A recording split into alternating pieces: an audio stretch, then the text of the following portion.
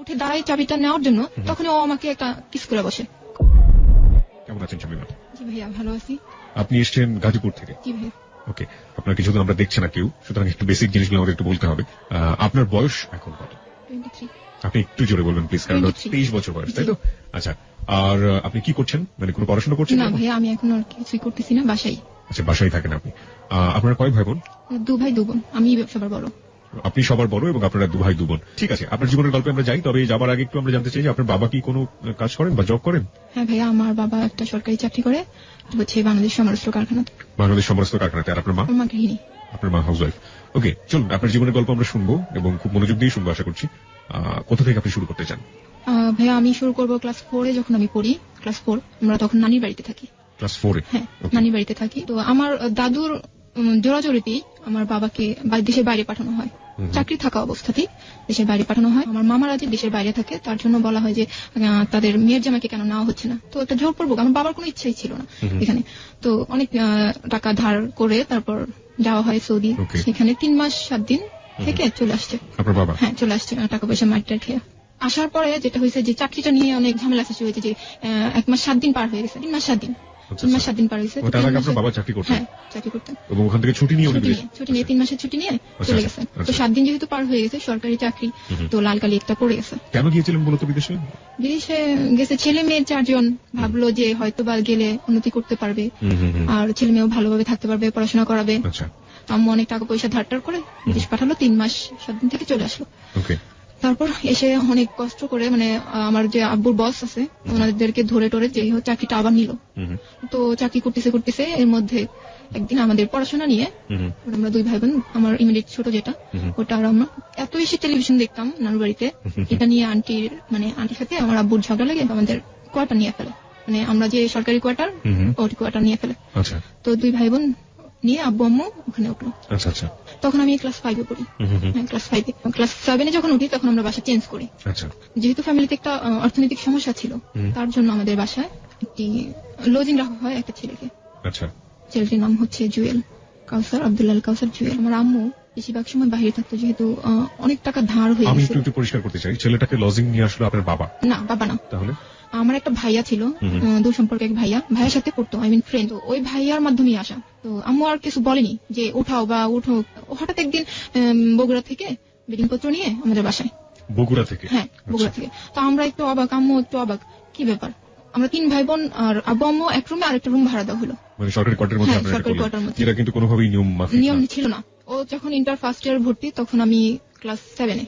আমাদের সাথে এমন ভাবে মিশছে, আমার আম্মু নিজের ছেলের চেয়েও বেশি এরকম ভাবে মিশছে আমাদের সাথে। মিশতে মিশতে হঠাৎ করে একদিন বললো যে আমি আপনাদের সাথে ঈদ করবো। তো আমার আম্মু বললো যে ঈদ করবা তোমার বাবা মা রেখে, এটা কেমন দেখায়, তুমি এখানে ঈদ করবা? না, আব্বু আম্মু কিছু বলবে না, এখানে ঈদ করবো। আমাদের সাথে ঈদ করলো। তো ঈদ করলো আমাদের সাথে, সারাদিন বাসায় ছিল না, কিন্তু আর কি রাতটা আমাদের এখানেই ছিল।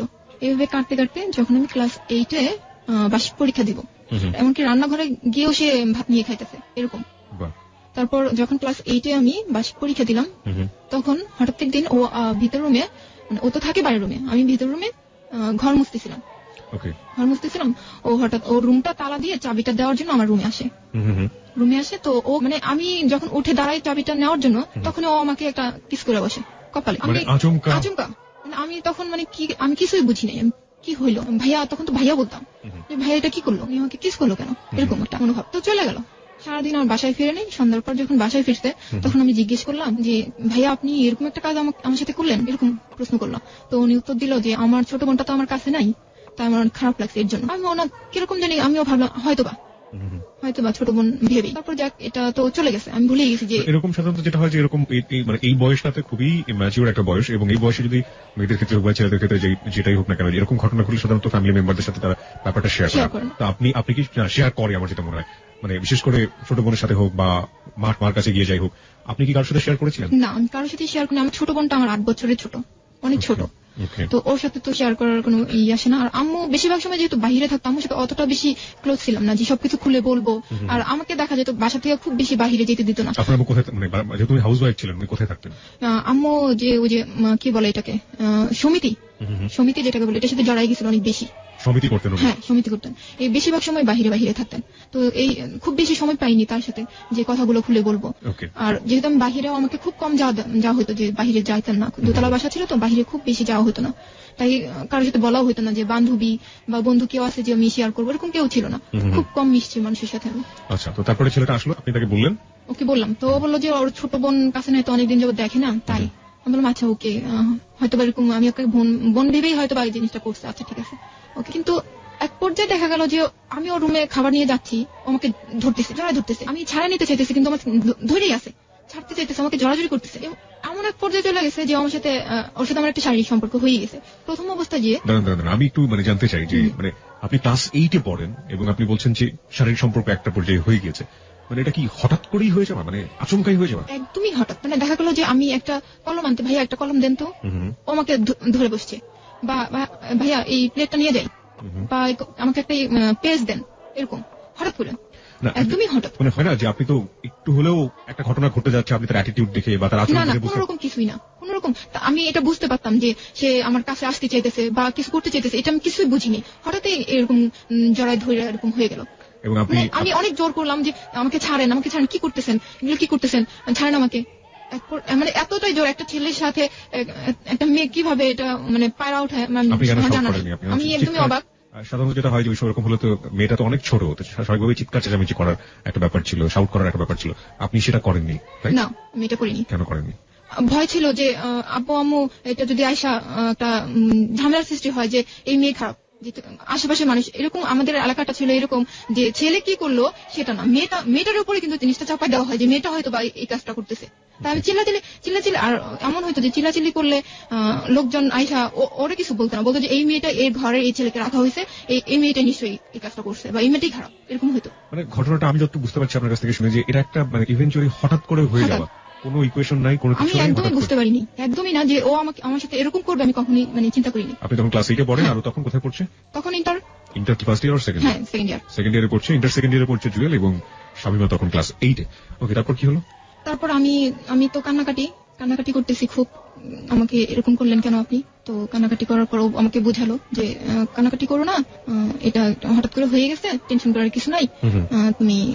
আমি তো একা একা খুব কান্নাকাটি করি, চিন্তা করি যে আমার সাথে কি হইলো। তারপর একের পর এক যখনই ও দেখতেছে যে আমার ফ্যামিলির কেউ নাই বা আমি একা, তখনই আমাকে ধরার চেষ্টা করছে, তখনই আমার সাথে একটা সম্পর্ক তৈরি করে জোর করে। আমি ভিতর রুমে ঘুমাই আছি, ও আস্তে করে, আমার ছোট দুইটা ভাই বোন পাশে শোয়া, ও আস্তে করে যায় আমার পাটাই না ধৈরাটাই না বাইরে নিয়ে আসে, নিয়ে এসে আমাকে জোর করে। টু বি অনেস্ট, আপনি নিজেও কি সাড়া দিতেন? অস্বীকার করার কোনো না, আমি প্রথমবার যখন এরকম হয়েছে জোর, তারপর আমি আর জোর করিনি। তারপরে আপনি আর জোর করেননি? তারপর আমি চিন্তা করছি যে এই ছেলেটা আমার সাথে এরকম করতেছে, আমি ওকে প্রশ্ন করছি, দেখেন আপনি, তখন তো আমি ওকে আপনি করে বলি যে আপনি আমার সাথে এরকম করতেছেন, আমার কি হবে, আপনি এগুলো করতেছেন কেন, আমাকে তো আপনি আমার সবকিছুই তো আপনি নিয়ে নিতেছেন, কি করতেছেন আপনি এগুলো। তখন আমাকে বললো যে তুমি চিন্তা করো না, ইন্টার পাসটা করি, তারপর আমরা সম্পর্কটা আগাই নিব, বিয়ে করবো, বা এরকম একটা আশ্বাস আমাকে দিল। হ্যাঁ, তখন আমি কোনো বাধাই ওকে দেইনি, যে হ্যাঁ ও তো ইন্টার পাস করার পর আমাকে বিয়ে করবে। আপনি কি বুঝতেন তখন যে সম্পর্ক জিনিসটা কি, বা একটা ছেলের প্রতি ভালো লাগাটা? না, আমার তো ওকে ভালো লাগেই নেই। কতদিন পর্যন্ত আপনাদের এই সম্পর্কটা ছিল? এই যে ক্লাস 8 থেকে শুরু হলো, কতদিন পর্যন্ত ছিল এই সম্পর্কটা? ক্লাস 9 পর্যন্ত। 1 বছর আপনারা এই জিনিসটা কন্টিনিউ করেছেন? ওকে, আমাকে বলুন, বিস্তারিত বলুন, আমরা জানতে চাই। 1 বছর কন্টিনিউ এইভাবে, ওর ইন্টার পাস হওয়ার আগ পর্যন্ত ও এইভাবে কন্টিনিউ করলো আমার সাথে সম্পর্কটা। ও যাওয়ার আগে আমাকে বলে গেল যে আমি ঢাকায় থাকবো, আমি তোমার সাথে কন্ট্যাক্ট করবো, আসা যাওয়া করবো, তুমি কোনো টেনশন করো না, কারোর কথা কিছু শুনো না, আমি তোমার সাথে কন্ট্যাক্ট করবো, আর আমি তোমাকে বিয়ে করে নিয়ে যাবো। 1 বছরের মধ্যে আপনি আপনার বাবা মা বা অন্য কাউকে বলেননি, আভাস দেননি? কিছুই বলিনি। আপনি নিজেও এনজয় করতেন? আপনার নিজের ভালো লাগতো? না, আমার তখন ভাইয়া আমার এরকম ফিলিংস হয়নি যে এই ছেলেটা আমার গায়ে ধরতেছে আমার ভালো লাগতেছে, বা আমার কিস করতেছে আমার ভালো লাগছে, ওরকম কিছুই আমার হয়নি, ওরকম কিছুই না। তাহলে যা শুধু ওরা দেখতে ভালো লাগতো, না দেখলে একটু খারাপ লাগতো যে এই ছেলেটা কোথায় গেল, ভালো লাগতেছে না কেন। মনে হয় ওইটাই ছিল, যে ওইটাই হয়তো বা ভালোবাসা ছিল, কিন্তু আমি বুঝিনি তখন, ওই বয়সে হয়তো বা বুঝিনি। তারপর 1 বছর চলে গেল এখান থেকে, আমিও ক্লাস 9-এ উঠলাম। যখন আমি ক্লাস 9-এ উঠলাম, 9-এর বার্ষিক পরীক্ষা দিব, তখন আমি প্রেগনেন্ট হয়ে যাই। হ্যাঁ, কিন্তু আমি মোটেও বুঝতে পারিনি। যখন আমি ক্লাস 6-এ পড়ি, তখন আমার সমস্যা ছিল, 2-3 মাস পর হতো, তখন আমাকে ডাক্তার দেখানো হয়েছিল, ডাক্তার বলছে যে বয়স হলে ঠিক হয়ে যাবে। তো আমি ভাবলাম যে হয়তো বা এর কারণেই এই জিনিসটা হচ্ছে, কিন্তু এই শারীরিক সম্পর্কের কারণে যে আমি প্রেগনেন্ট হবো বা আমার বাচ্চা হবে, এটা আমি কখনোই চিন্তা করতাম না। আমার মাথায় কোনোদিন এটা আসেই নাই, আর আমি জানতামও না। আমি জানতামই না। শুনলে অবাকই হবে, সবাই অবাকই হবে যে মেয়েটা কিভাবে বুঝলো না বা কিভাবে জানলো না। আমি জানি না আমি বুঝাইতে পারতেছি কিনা, আমি একদমই বুঝিনি। আমাকে জিজ্ঞেস করতো কেমন আছো তুমি, তোমার কোনো সমস্যা হচ্ছে কিনা, এরকম জিজ্ঞেস করতো। বললাম না, কোনো সমস্যা না। ও তখন ঢাকায় কোথায় থাকতো? ঢাকা মিরপুরে একে থাকতো। কি করতো? ও বলছে যে ও জাহাঙ্গীর ইউনিভার্সিটিতে ভর্তির জন্য ট্রাই করতেছে, কোচিং করতেছে এরকম। আপনাদের বাড়িতে থেকে কোথায় পড়াশোনা করেছে? আমাদের বাসায় থেকে আমাদের গাজীপুর ক্যান্টনমেন্ট কলেজে পড়াশোনা করছে। ক্যান্টনমেন্ট কলেজেও পড়াশোনা করেছে, ওকে। তো তারপর সারাদিন আমার সাথে কাটাইছে।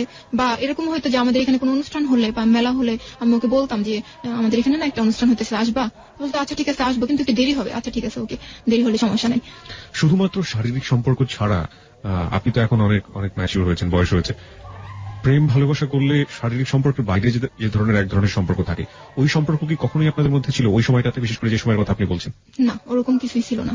মানে এরকম ফিল করতাম যে ছেলেটাকে না দেখলে ভালো লাগতেছে না, বা কথা বললে হয়তো বা ভালো লাগবে। রাতের পর রাত কথা বলা? না না না, ওরকম কিছুই না। জাস্ট 4 দিন পর 5 দিন পর আমি দোকানে গিয়ে একটা ফোন দিতাম যে আপনি আসবেন কি, বা আপনি কেমন আছেন, কি করতেছেন, এখন কোথায় পড়তেছেন, এরকম জিজ্ঞেস করতাম। কিন্তু ও ভালো লাগাটা যে এটাই কিনা জানতাম না। আপনি ও কখনো তো আপনাকে কখনো বলে নাই যে ও অনেক বেশি ভালোবাসে আপনাকে, বা আপনি ওকে অনেক ভালোবাসেন, এরকম? না, এরকম কিছুই বলি নেই। কমিটমেন্টের যে জায়গাটা, ওটাও কখনো ছিল না? পরিষ্কার করার জন্য আমি শ্রোতাদেরকে একটু বলছি, সেটা হচ্ছে যে এটা এমন একটা সম্পর্ক যেটা আসলে বুঝে ওঠার আগেই সবকিছু হয়ে যাবে, এরকম একটা ব্যাপার। এবং এখানে আসলে লাভ বলতে যেটা বোঝায়, ভালোবাসা বলতে যেটা বোঝায়, সেটার বিন্দু মাত্র ছিটাফোঁটা নেই আমার কাছে যেটা মনে হচ্ছে। তবে দুজনকে যে কোনো ভাবেই হোক একটা সম্পর্কের মধ্য দিয়ে ফিল করতো। আচ্ছা, আপনি যখন ক্লাস 9-এ, তখন ও চলে গেল হচ্ছে কোচিং করার জন্য, ইউনিভার্সিটিতে ভর্তি হবে, সেই সময় কোচিং করতো। তো আপনি বলছেন 4 দিন পর 5 দিন পরে ফোন দিয়ে আপনি তাকে আসার কথা বলতেন। আসলে কোথায় থাকতো? আমাদের বাসায় বলতে যে 1-2 ঘন্টা আমার সাথে কথা বলতো, গল্প করতো। বা ওর একটা ফ্রেন্ড ছিল আমাদের বাসা থেকে একটু দূরে হবে, ওই ফ্রেন্ডের সাথে ওদের বাসায় খাওয়া দাওয়া করতো। আমার সাথে 1 ঘন্টার জন্য আসতো, দেখা করতো, কথা বলতো, আবার চলে যেত বন্ধুর বাসায়। আবার কিছুক্ষণ পরে দেখা যেত যে কয়েক ঘন্টা পরে আবার আসতো, আবার এসে আবার একটু থাকতো, কথা বলতো, আবার চলে যেত, এই অবস্থা। এবং ওই সময়টাতে কি আপনাদের মধ্যে কোনো শারীরিক সম্পর্ক হয়েছে? না, ওরকম হয়নি। কেন হয়নি? মানে সুযোগ ছিল না নাকি? সুযোগ ছিল না। হ্যাঁ, সুযোগ ছিল বলতে কি, তখন আমার আম্মু কিন্তু অনেকটা ক্লোজ হয়ে গেছে, বাসার দিকে মানে আসা পড়ছে। তখন আসলে ওরকম কোনো সুযোগই হয়নি, ও গায়ে হাত দিবে বা কিছু করবে, ওরকম কোনো সুযোগ হয়নি। মানে আপনার আম্মু আপনার বাসায় বেশি সময় দিত এবং সে কারণে ওই সময়টা তার কোনো সুযোগ হয়নি। তার মানে একটা জিনিস আমরা আবিষ্কার করতে পারলাম যে বাবা মা যদি পরিবারে বেশি সময় দেন, তাহলে হয়তো বা এই ধরনের ঘটনা এড়ানো সম্ভব। ওকে, আমি একটু আরো পরিষ্কার করতে চাই। আপনি একটু আগে বলছিলেন আপনার প্রেগনেন্সির কথা। আপনি যখন প্রেগনেন্ট হয়ে যান ক্লাস 9-এ, তার মানে আপনার সম্পর্ক শুরু হচ্ছে ক্লাস 8 বা 1 বছর টানা কন্টিনিউ করার পর ক্লাস 9-এ এসে আপনি প্রেগনেন্ট হয়ে গেলেন। সাধারণত এত বড় সময়ের সম্পর্ক, ও তো অনেক ম্যাচিউর ছিল, ও ইন্টারমিডিয়েটে পড়তো এবং ও তো অনেক ম্যাচিউর ছিল। আপনি না হয় কিছুই বুঝতেন না, ক্লাস 8-এ পড়েন। ও তো চাইলে এই ধরনের সমস্যা এড়াতে পারতো। কিন্তু ও আমাকে একটা জিনিস বলতো যে তোমার কোনো সমস্যা আছে, তোমার কোনো প্রবলেম আছে। আমি বলতাম না, কোনো প্রবলেম তো নাই আমার, কোনো প্রবলেম নাই, এরকম বলতাম। কিন্তু ও যে কি মিন করে বলতেছে এটা কিন্তু আমি জানতাম না। ও আমার জিজ্ঞেস করতো তোমার কোনো সমস্যা আছে, না আমার তো কোনো সমস্যা নাই, কোনো সমস্যা নেই, এরকম। যাই আমরা ক্লাস 9-এর দিকে যাই। আপনি যখন প্রেগনেন্ট হয়ে গেলেন সেই গল্পটা একটু জানতে চাই। আচ্ছা, ক্লাস 9-এ আমি আমার ভেতরে একজন হইতেছে, বা আমার ভিতরে কেউ একজন হইতেছে, আমি বিন্দু পরিমাণ বুঝিনি। আমার শারীরিক পরিবর্তন হইতেছে, আমি একটু বুঝিনি। আমি দিব্যি স্কুলে যাইতেছি, খাইতেছি, খাওয়াটা অনেক বেশি খাইতেছি, এমন দেখা যাইতেছে যে একটা জিনিস অনেক বেশি বেশি খাইতেছি যেটা আমি খাই না। এরকম আমার অনেক পরিবর্তন হইতেছে, আমি কিছুই বুঝতেছি না যে আমি লেবুটা এত বেশি খাইতেছি কেন, আমি কেন করতেছে, বা আমার যে হইতেছে না, সেটাই আমি ভাবতেছি যে আমার হয়তো ওই রোগটা ছিল, অসুখটা ছিল, এর জন্য হয়তো বা হইতেছে না। আমি মনে মনে রাখতেছি, আমি কাউকে বলিনি। আমার ক্লোজ একটা বান্ধবী ছিল, ওকেও আমি কখনো এই কথাটা বলিনি, কারণ আমি বুঝতেছি কি যে হয়তো বা এর জন্যই, এই অসুখটার জন্যই হয়তো বা 2003-এর জুলাই মাসে 15 তারিখে সবার কাছে জানাজানি হয়ে গেল যে আমি প্রেগনেন্ট। কিভাবে হলো? গাছে উঠতে পারতাম, অনেক গাছে উঠতে পারতাম আমি। তো পেয়ারা খাওয়ার জন্য গাছে উঠছিলাম। গাছে ওঠার পর আমার একটা পাশের এক আন্টি আমাকে দেখছে যে আমার শরীরটা অনেক মোটা হয়েছে, বা আমার পেটটা অনেক উঁচা উঁচা লাগতেছে, এরকম। তো আন্টিটা আবার আমার আম্মুকে মাঠে হাঁটতে গেছে। তো আন্টিটা বলতেছে আমার আম্মুরে যে ভাবি, আপনার মেয়ের কোনো পরিবর্তন খেয়াল করছেন আপনি? তো আমার আম্মু বলছে না তো, আমি তো কিছু খেয়াল করিনি। কি সমস্যা বলেন কি? আপনি ওকে জিজ্ঞেস করেন যে ওর ঠিক মতো হচ্ছে কিনা। আমার আম্মু তখনই বাসায় আসছে। বাসায় এসে আমাকে জিজ্ঞেস করছে যে তোমার কি ঠিক মতো হইতেছে? আমি তখনও বলতেছি হ্যাঁ আম্মু হইতেছে, হ্যাঁ আম্মু হইতেছে। তখন বলছে না, তোমার হইতেছে না, তুমি আমার কাছে সব খুলে বলো। তখন আমি বলি না, তখন আম্মু বাধ্য হয়ে আমার সেই ক্লোজ বান্ধবীকে খবর দিছে যে তুমি এখনই আমার বাসায় আসো। তো আমার বান্ধবীটা আসে, আমার বান্ধবী আমাকে দরজাটা আটকে আমাকে জিজ্ঞেস করে যে তোমাকে সব খুলে বল, কি হয়েছে তোর সাথে কি হয়েছে। তারপর আমার বান্ধবী এত জোর করতেছে, তারপর আমি বলি না যে আমার সাথে এই হয়েছে। তারপর যখন ও আমার খুব এত ইমোশনাল হয়ে আমাকে বলছে যে দেখ শানু, তোর অনেক প্রবলেম হবে, তুই আমাকে সব খুলে বল। আমি আর রাখতেই পারি না নিজের ভেতরে, জোরে ওকে জড়ায় ধরে বলে ফেলছি, হ্যাঁ মৌসুমী আমার সাথে এই হয়েছে, আমাকে এই হয়েছে। তখন ও জিজ্ঞেস করতে কোন ছেলে বল, কোথাকার ছেলে। তখন আমি ওর নামটা বললাম। ও পুরো আমাকে। তখন আপনার কয় মাস চলছিল এটা? তখন আমার 5 মাস শেষ। 5 মাস শেষ? 5 মাস পর্যন্ত আপনি নিজের মধ্যে এটা গোপন করে রাখছি। আচ্ছা, তারপর যখন এটা আমি কখন বুঝতে পারছি যে আমার ভেতরে একজন হইতেছে, তখন যখন আমার জিনিসটা আমার ভেতর নড়তেছে, যে কেউ আমাকে লাথি দিতেছে বা আমার এক সাইডে উঁচা হইতেছে, এক সাইডে নিচা হইতেছে, যখন আমি বুঝতে পারতেছি যে আমার ভেতরে কিছু একটা হয়েছে, আমি তখন জুয়েলকে ফোন দিই যে আপনি কি একটু আসতে পারবেন, আপনার সাথে আমার ইম্পর্টেন্ট কথা আছে। 5 মাস পর? হ্যাঁ। তখন ও আমাকে বললো যে আমার 18 তারিখ পরীক্ষাটা দেই, তারপর আসি। আমি বললাম আচ্ছা ঠিক আছে, 18 তারিখ আসলেই সামনাসামনি বলবো যে আমার তো এই প্রবলেম, আমি কি করবো। এর আগে 15 তারিখে তো এই ঘটনা সবাই জেনে গেল। আমার বান্ধবী আমার আম্মুকে ডেকে বললো যে আন্টি এই অবস্থা। আমার আম্মু তো তখনই শেষ। আমার আম্মু তখন কি বেঁচে আছে না কি কিছু বুঝতে না, এমন কান্না করতেছে, আর কি করবে, আমাকে বকাও দিতে পারতেছে না, পুরো পাগলের মতো হয়ে গেছে। তখন আমাদের দোতলায় একটা আন্টি ছিল, আন্টিটা ছিল আবার অ্যাডভোকেট।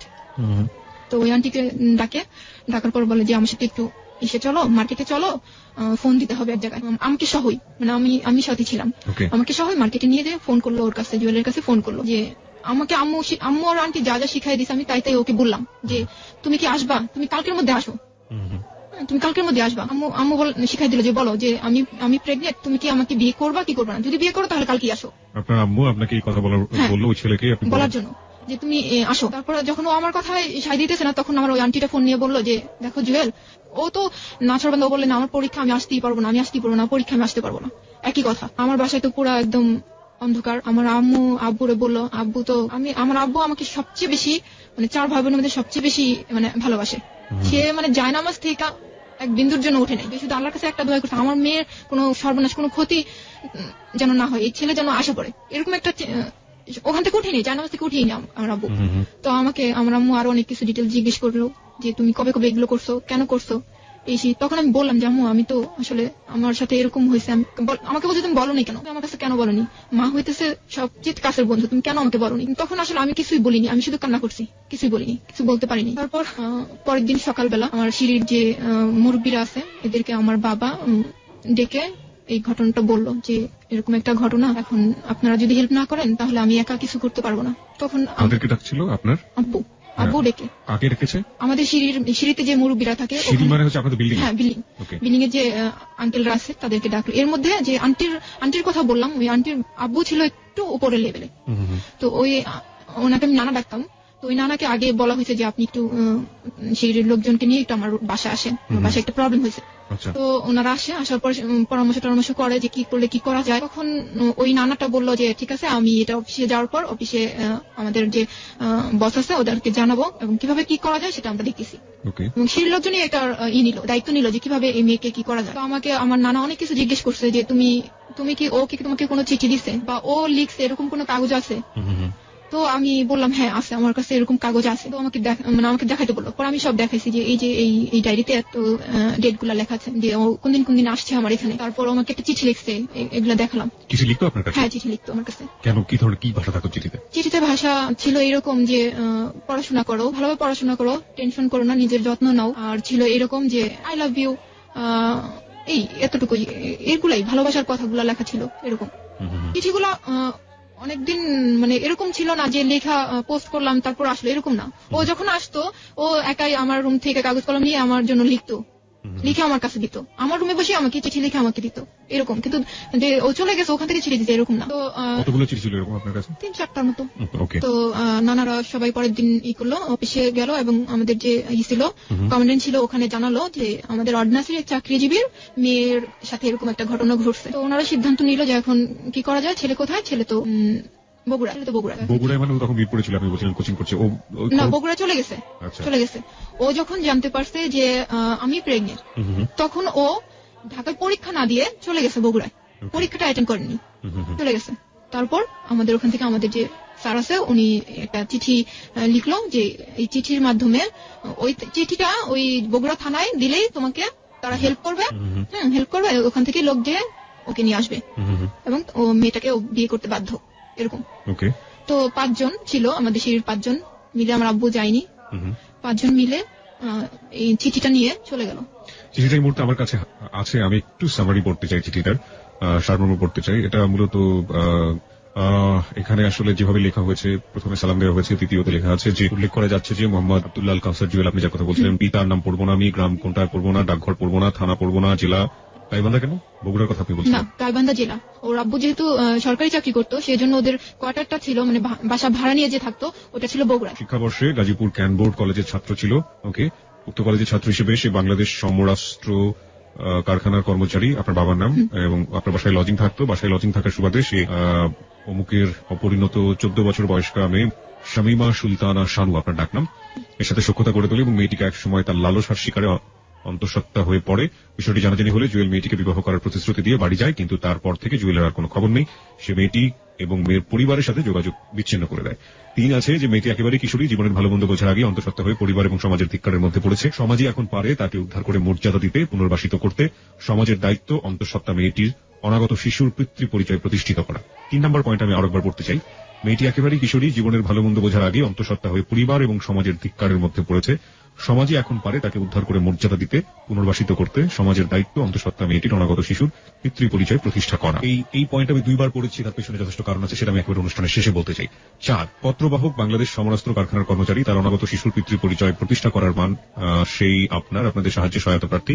আপনারা অবশ্যই আপনাদের সুনাম এবং মর্যাদার প্রভাব খাটিয়ে বিষয়টি ধর্মীয় সমাধানের ব্রতী হবেন। আর পরে যিনি পাঠিয়েছিলেন বা প্রাতিষ্ঠানিকভাবে তার কাগজে সিল সাপোর্ট এবং সাইন। ওকে, এটা একটা খুবই ভালো কাজ করেছে, ছেলেটিকে নিয়ে আসার জন্য একটা প্রশাসনিক উদ্যোগ নেওয়া হয়েছে, খুবই প্রশংসার কাজ, এবং এক্ষেত্রে আপনার বাবা যে চিন্তা ভাবনাটা করেছিলেন সেটা নিঃসন্দেহে প্রশংসার দাবিদার। তারপর কি হলো? তারপর এখান থেকে 5 জন চলে গেল ওখানে প্রথমে ওদের বাড়িতে উঠেনি, প্রথমে সোজা মানে থানায় চলে গেছে। থানা থেকে এই চিঠিটা দেখানোর পরে ওনারা থানা থেকে লোক পাঠায় যে ওনাদের সাথে যাওয়ার জন্য ওদের বাড়িতে। তো পুলিশ সাথে চলে গেল ওদের বাড়িতে যাওয়ার পর প্রথমেও ছিল না, ওর বাবাকে বললো যে আপনার ছেলে, এই চিঠিটা দেখানো হলো যে আপনার ছেলেকে হাজির করেন, আপনার ছেলে এরকম একটা কর্ম করছে, এটার সমাধান দিতে হবে। যখন চাপ দেওয়া হলো তখন ওনার ছেলে বাসায় আসলো। বাসায় আসার পর মানে কি ওই বগুড়াতে বাসায় আসলো? বগুড়াতে বাসায় আসলো। বাসায় আসার পর আমাকে একটু জানাবেন ওনার বাবা কি করতেন? ওনার বাবাও কি মানে ওনার বাবা হচ্ছে আপনার সরকারি চাকরিজীবী, এগ্রিকালচার অফিসার, কোয়ার্টারে থাকার কথা, বাট উনি হচ্ছে বাসা ভাড়া নিয়ে থাকে। ভাড়া নিয়ে থাকে। তো ওখানে ছেলে হাজির হইলো। তো ওকে ওর বাবা মা বললো যে তুমি সমাধান করে আসো, তুমি সমস্যা তৈরি করছো, সমাধান করে আসো।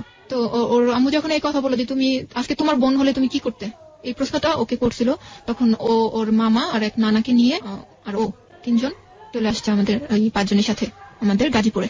আপনাদের এখান থেকে 5 জন গিয়েছিল? হ্যাঁ, 5 জন গিয়েছিল, এবং 5 জনই খুব উঁচু লেভেলের লোক গিয়েছিল। তারপর চলে আসছে তখন রাত 1টা বাজে, আসছে 1টা বাজে। তখনই আমার আগেই ফোন করে দেওয়া হয়েছে যে ওদেরকে নিয়ে আমরা আসতেছি। তো এদিকে কাজী টাজি সবই ঠিক করা ছিল, আমাদের বাসায় ওদের ওখান থেকে লোকজন আসবে সেই প্রিপারেশনও নেওয়া হয়ে গেছিল, যে থাকা খাওয়া সবই ঠিক হয়ে গেছিল। তো রাত্রে যখন আসলো, প্রথমে আমাদের রুমে উঠায়নি, দোতলা যে আন্টির কথা বললাম আমি, যে নানার কথা, ওনাদের বাসায় উঠানো হয়েছে তাদেরকে। তারপর তাদের সাথে একটা কথা বলা হলো যে এখন তো ছেলেকে এই মেয়েকে বিয়ে করতে হবে, এখন আপনারা কি করবেন আপনারা, বা কি ওর জন্য কিছু কিনবেন বা কিছু নিবেন? তখন ওর মামা বললো যে হ্যাঁ, ওর জন্য আমরা একটা শাড়ি আর একটা নাকফুল নিয়ে আসবো। আমার এখানে 2টো পয়েন্ট আছে।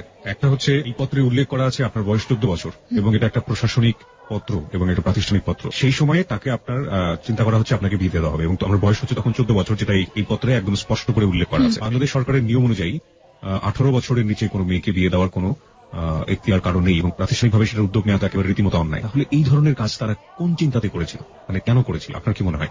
তখন তো এটা ছাড়া মনে হয় না যে কিছু করা ছিল। তারা এই চিন্তাটা করছে যে বয়সটা যখন আর কি 14 বছর, এটাকে একটা তো সমাধানে নিতে হবে, যে মেয়েটাকে তো বিয়ে দিতে হবে। কিন্তু আচ্ছা ঠিক আছে, আমি বরং এই প্রশ্নটা আমি শ্রোতাদেরকেই করতে চাই, ওকে আসলে প্রশ্নের মধ্যে না ফেলাটাই উচিত হবে, ও বরং ওর জীবনের গল্পটা ভালো করে বলুক আমাদের কাছে। আমি বরং এই প্রশ্নটাই করছি, মানে পুরো সিস্টেমটাকে প্রশ্নটা করছি, যে লেটারটা দিয়ে সে ছেলেটাকে নিয়ে আসা হলো ধরে, সেটা একটা প্রাতিষ্ঠানিক পত্র, এবং সেই পত্রে স্পষ্ট করে উল্লেখ করা আছে বাসায় লজিং থাকার সুবাদে সে জনাব অমুকের অপরিণত 14 বছর বয়স্কা মেয়ে এর সাথে সখ্যতা করে তোলে, এবং এই পত্রের প্রেক্ষাপটে সেখানে গিয়ে প্রাতিষ্ঠানিকভাবেই তাকে ধরে নিয়ে আসা হয়েছে এবং সেই সময়টা বিয়ে দেওয়ার চেষ্টা করা হচ্ছে যখন শানুর বয়স মাত্র 14 বছর, মানে প্রাপ্তবয়স্ক হতে তার আরো 4 বছর বাকি।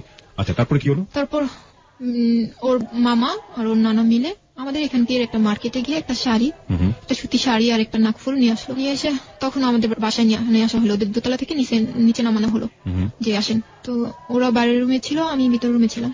বিয়ে পড়ানো হলো। সেখানে যে জিনিসটা হয়েছে যে কাবিন নিয়ে অনেকটা কথা কাটাকাটি হয়েছে, অনেক কথা কাটাকাটি হয়েছে। যে এরকম ছিল যে আমার এখানে যারা আছে, আমার লোকজন, আমার আত্মীয় স্বজন, এরা চাইতেছে যে 5 লাখ টাকা কাবিন হোক, কিন্তু ছেলের যে গার্জিয়ান আছে দুজন, ওরা বলতেছে না, কিছুতেই 5 লাখ টাকা করবো না, আমরা 2 লাখের উপরে কাবিন করবোই না। অনেকটা জোরাজুরি করার পর ওরা যেহেতু আমাদের এখানে আর আমাদের এখানের লোকজনের একটা চাপে ওরা বলল ঠিক আছে, ওকে, বাধ্য হলো করতে, ঠিক আছে 5 লাখ। তারপরে 5 লাখ টাকা কাবিন করে আমার বিয়ে পড়ানো হলো। সেই রাতে তখন রাত 1টা বাজে। তখন আপনার বয়স 14 বছর, আপনি ক্লাস 9 এ পড়েন, রাইট? হ্যাঁ। তারপর ছেলেটা কিসে পড়তো তখন? ছেলেটা এখনো পড়েনি, ইন্টারমিডিয়েট কমপ্লিট করেছে।